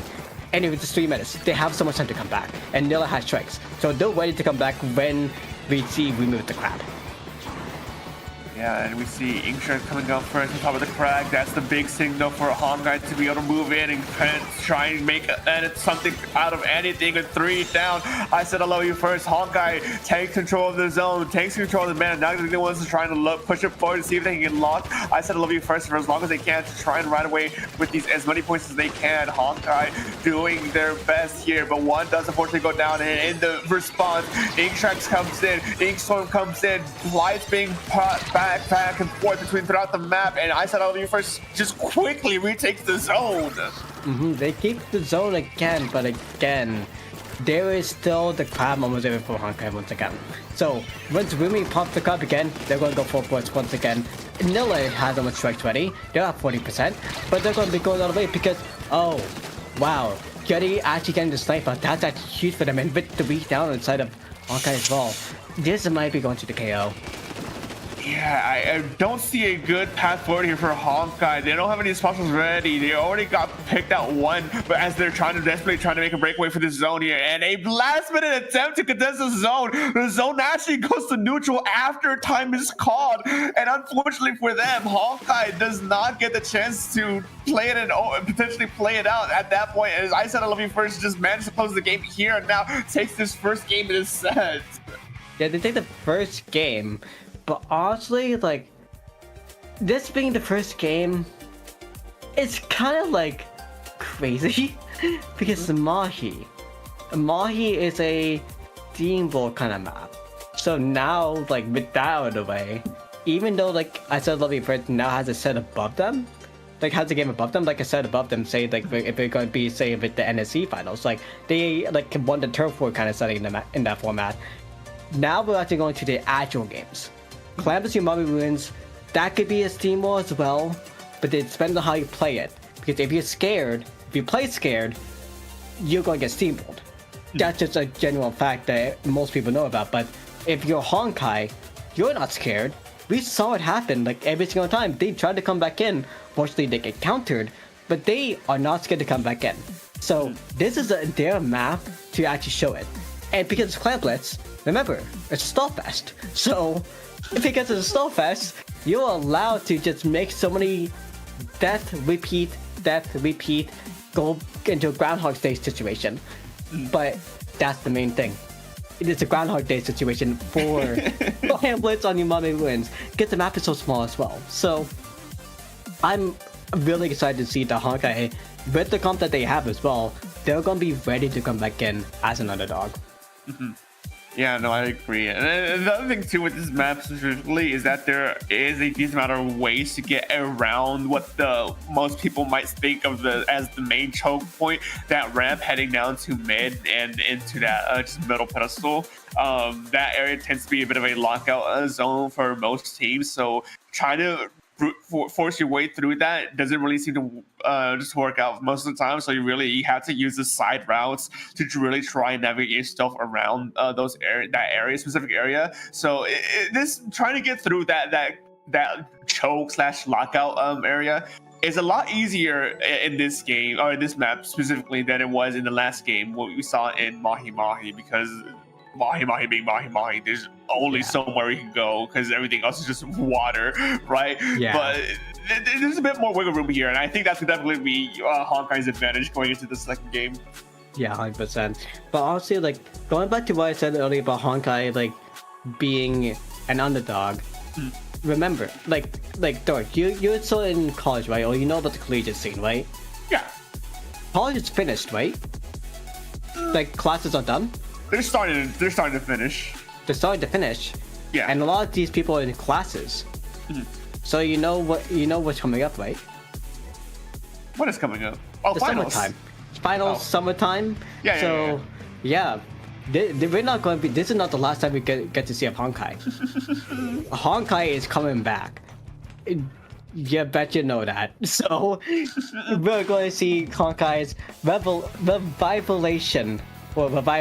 starting today. I'm going to be seeing them going into Clamplets on Umami Ruins, taking that Groundhog Day effect to their favor. Because look at the paint.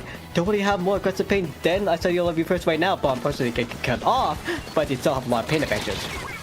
Yeah, getting picked up early may not be a good sign on their side, and unfortunately, I don't think the first two picks managed to get tactical either, so they're going to be forced to take the longer respawn timing here. As I said, I love you first, saw the picks, saw the opening, and went in straight away. And Yamal here getting one, not just two, but potentially a third here as they stand their ground. Inkzuka being forced to try and force them out here, finally going down. As I said, I love you first. He has a first few points on the board as Honkai tries to regather and regroup themselves, but unfortunately are still under the subject of just specials and bombs being thrown about. Yeah, it's unfortunate to see that happen, but we're gonna be seeing. Wait, that's a Lego Fortnite logo. I just noticed that.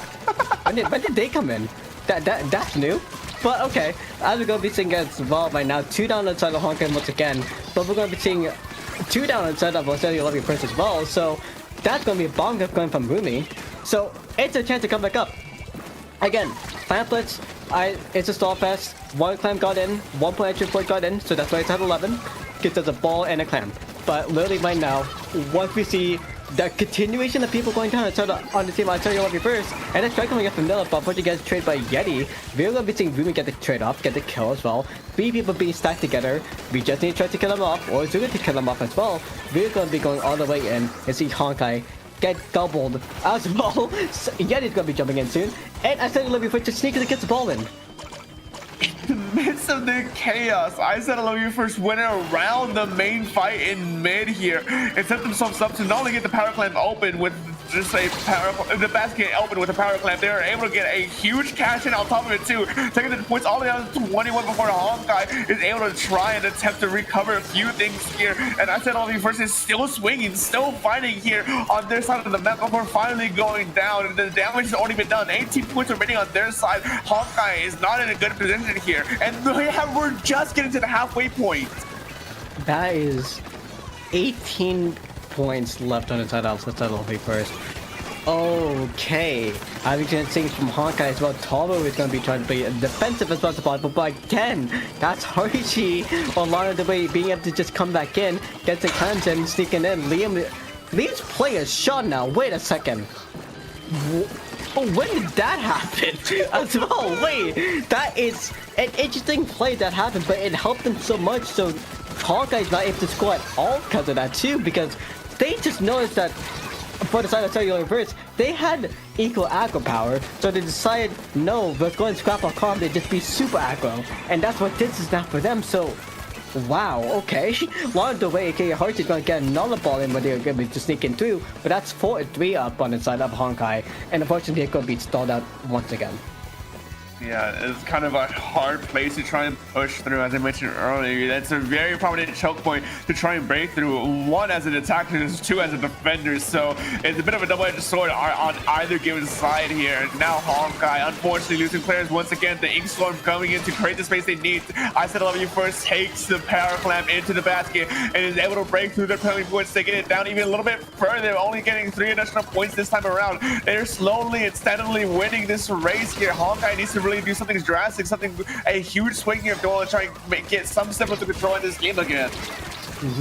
I'm going to see with 1 minute and 3 seconds left, we're going to be again 3 down on the cellular first. This finally happened after 4 minutes, and we're going to be happy for the Honkai fans as they're going to be going up ahead and actually coming off Liam, who is a shot player. Now that's going to be Lana, aka Haruchi, going down. That's going to be Yeti going down again as well too. That's a full delayed fight, and that's clans are going to be coming in straight right after, but not enough because we're waiting for the reset clamp that's going to be happening. That's going to be going from the side of Toro and also Noah as well, who has the clamp, but unfortunately because they got shut down, that's going to be it for the push.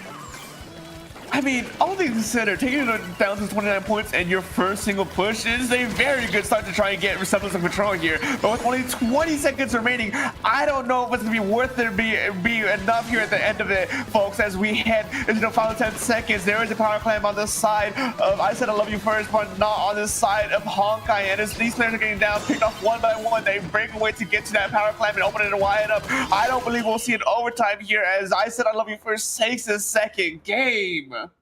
Unfortunately, taking the set the game for the Honkai fans, but for the set of your first enjoyers, you're happy right now because that was scary for you guys at 100%.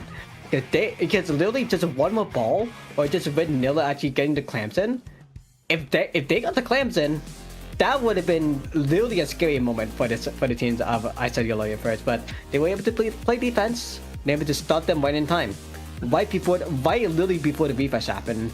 So that's good for them. Going to game 3 at Target or Hog Fish Market. Again, we know how this will be playing out. E-leader from Hershey should be coming up. That should be a good prediction because that's a GG special. Nilla is gonna be playing tricks. That's a GG special right there. Crab duo might happen. Liam might be sticking with the Zuka. And Lego Fortnite, yes, that's what it's called. That's what the player is called, Lego Fortnite. Lego Fortnite got limited earlier in the tournament, by the way. So why the name exist? I don't know why. They just wanted to be alias that way. But yeah, the Lego Fortnite is playing the Viper. That is gonna be a good call for them because they have the hammer. And Liam playing the Zuka, that would be actually a good play. Like altogether, they're just good. They have Agro Power against Honkai, which Honkai technically doesn't really have right now because they got counted by it.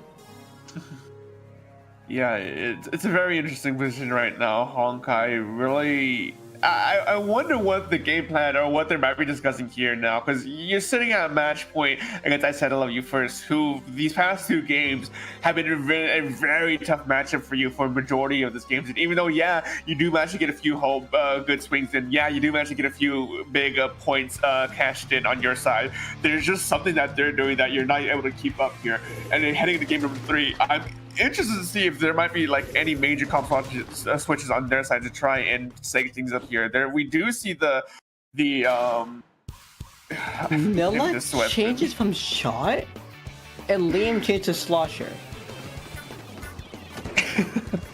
They just traded weapons. They just traded specials. Oh wow, okay. So they literally just traded specials, and now Yeti's actually not playing Olives anymore. They're playing Zap. Like that's basically just a progressive kind of comp inside of Suddenly Love You First. But inside of Honkai, like again, Nilla is on Zuka now instead of Strikes. So they don't have a confirmed GG special to go on the way. They just have an aggressive special to get them scared off the tower. And I think because of that right now, this is why the speed of I Said You Love You First, it's just this fast. Nobody, like 50 seconds in, and then when you get past the first checkpoint, and with the crowd coming out from Harshy along the way, they are all going to the second checkpoint.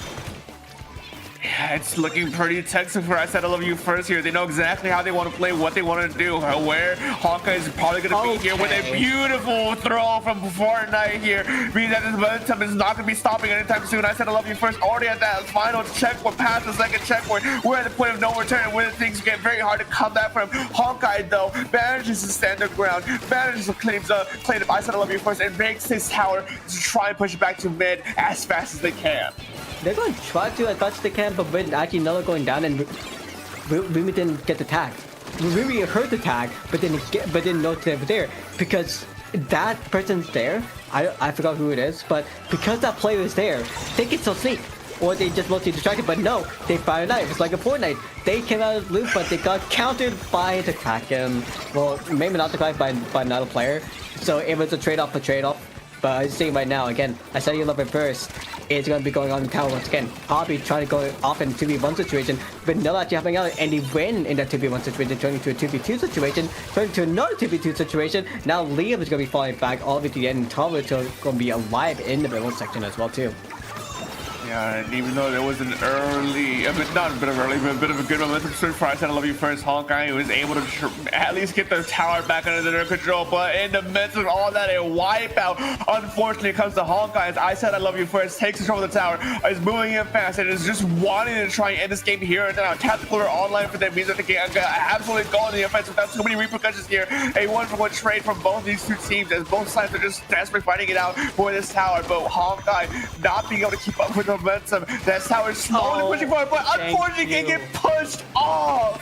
Thank you, Fire Game, for staying on the wagon while that happens. We love to see that happen, Archie. And Ruby, okay, when that happened as well, Ruby just survived that crack, just survived a hammer and 2 strikes.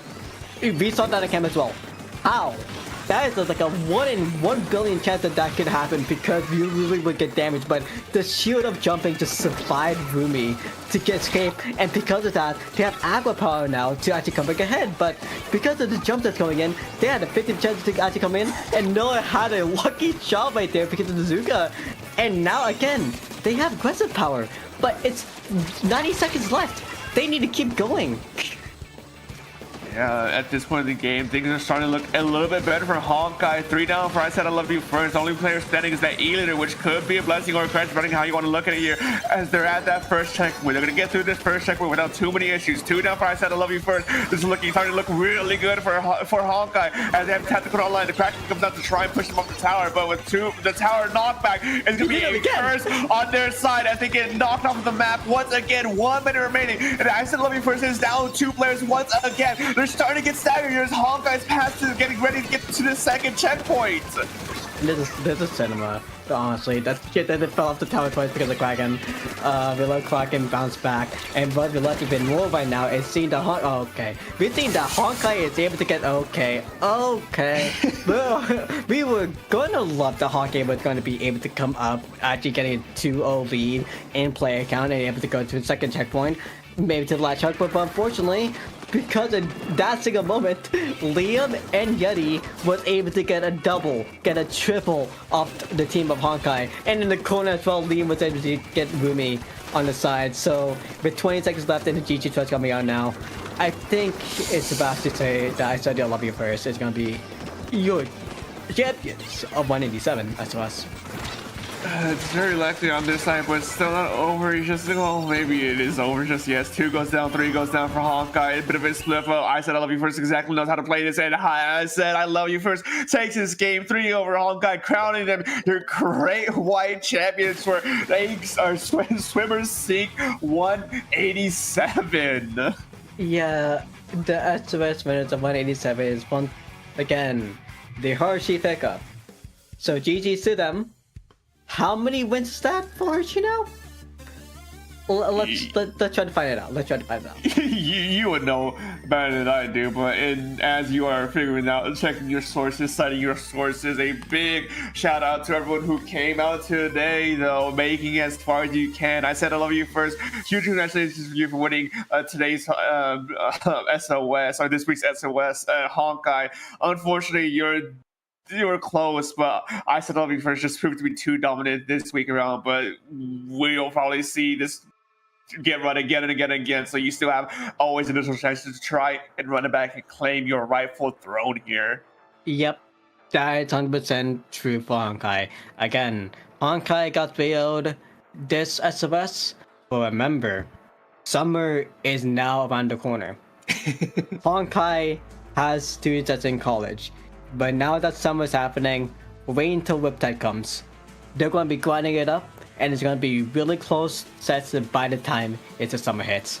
And we're going to be seeing games by then. But also, okay, so do you want to know how many times Hershey now won? Enlighten me. 19 times. Oh. Okay, so if you want to figure this out for yourself, if you go on to the organization tab of IPL, and then you click on the tournament name of Swimmers Inc., you will have the information there with the events of how many events that they have been had with the first place, top 3 that shows, and a leaderboard. Surprisingly, the leaderboard is something that has mostly been undiscovered, to be honest, from a lot of people. But the ratio of this is insane, because it's saying by points, it's saying how many Sendu points that they won in this tournament itself. Hershey has 18 gold, 2 silvers, and 4 bronze. That is 63 Sendu points accumulated from this tournament itself. I don't know 100%, but I think it is like that. And Liam is second place. 12 gold, 3 silver, 1 bronze. 43.6 accumulated points for Sendu. That is wild. And third place is Kiki, who actually plays with the pickup as well time to time. But 8 gold, 4 silver, and 3 bronze. 32 accumulated Sendu points. And everyone else, if you want to see the difference, everyone else is at 25 to 15 or 14 and under. So, the Hershey pickup, Hershey themselves. Oh my god! Wow! That is that is a compliment right there. Because they might be the first ones to actually get 100 points accumulated in a tournament. Like, that might be a goal coming up soon as well. That would be a crazy score to get. I mean, yeah, it could very well be the fact that they're just driven by the fact that they want to hit that 100-point mark in there. It is very well in the realm of possibility too if they just keep up their performance at this point. As you mentioned earlier, summer's around the corner, so there's definitely be a lot more time to really lock in and grind out those points if you need it. But man, oh man, what a night's been, Ryan. Yeah, no, 100%. Oh yeah, there's leaderboard. Thanks, Five Dream. Yeah, no, this is what I was talking about. 63.93 points from Hershey. 18 gold, 2 silver, 4 bronze. Hershey might, like, really, if before we end up, because most likely we're gonna be bidding team soon, or like another like team soon. If we compare this to Paddling Pool, the leaderboard for Paddling Pool, oh wait, never mind. Funny enough, Paddling Pool already has someone who broke 100 points. With 26 gold, 26 silver, 23 silver, and 11 bronze. So, if we're going by that standard, and by the second place, which is 14 gold, 11 silver, and 12 bronze, or by Mickey, who has 16 gold, 8 silver, and 2 bronze, the way that Hershey could get 100 points on Sendu by SOS themselves is when Hershey gets up to 24 wins. That is going to be a sight to see in the next couple weeks, honestly. if Hershey keeps winning for the next 2 months, Hershey will be the first one in SOS to get 100 points. And that's SOS. Oh my god. You heard it here, Hershey. There may be a new goal in mind for you moving forward to try and get that 100 points. Maybe a summer project to kill the time over these next few months. But man, oh man, what a good performance from both these two teams that came out today, and for the rest of the teams that actually did came out today too as well. Not just during the bracket series, but earlier in the groups phase as well. Tournaments is always fun. You got to put in the effort to try and actually improve, and I always got to commend people who actually do put in that effort and show up time again, even if they don't actually end up making it that far. Because improvement is failing, and without failure, you cannot improve. And I don't think we should ramble too much longer. It is getting pretty late here, and so Gerard, anything else you want to add in? I had a long day. I'm a working man, but yeah, anything else you want to add in and say as we start to wrap things up here? Congrats to Big Teto to winning 3rd place. they just finished 3-1. If you want to go back to the bracket screen again, Justin, real quick. There we go. Look, Big Teto won 3-1. The Vocaloid won 3rd place at least. Yay. Oh, we love Teto. Yeah. Whoa. Yay, make yourself better. Anyway, now we can officially wrap up because the tournament is now technically officially over for the stream. So, Dark, you can go first. Well, as for me, you can find me at SPF Dark at most social media websites. I'm around, kinda, but you'll most likely hear me time and time again between all the different organizations. I hear an IPO, Dot Productions, Splatoon Tourney, Under Pressure. I'm literally all over the map. And Drawing, where can they find you, buddy? Same thing. I'm over the map everywhere. Join51 is my Twitter, but Join Beast Guy is my Beast Guy. Mm-hmm. And also remember that SAC is this weekend. Same with the finals is this weekend as well. Yes. And also Honkai, I'm eyeing you down. I'm ready for your revival, man. Your revival. I'm hyped for you guys because I am a Honkai fan. But I'm not a Honkai Star Rail fan though. I should be getting into gambling for that. But honestly, I don't know. Because Honkai looks fun. Like, it looks really fun. So, like, if you want to try Honkai Star Rail is cool. You'll be supporting their team as well because it's Honkai Star Rail. No, I'm just kidding. But yeah, no, that's it. Good night.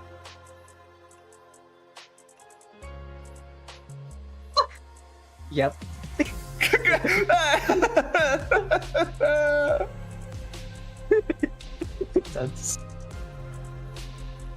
Oh, that's great.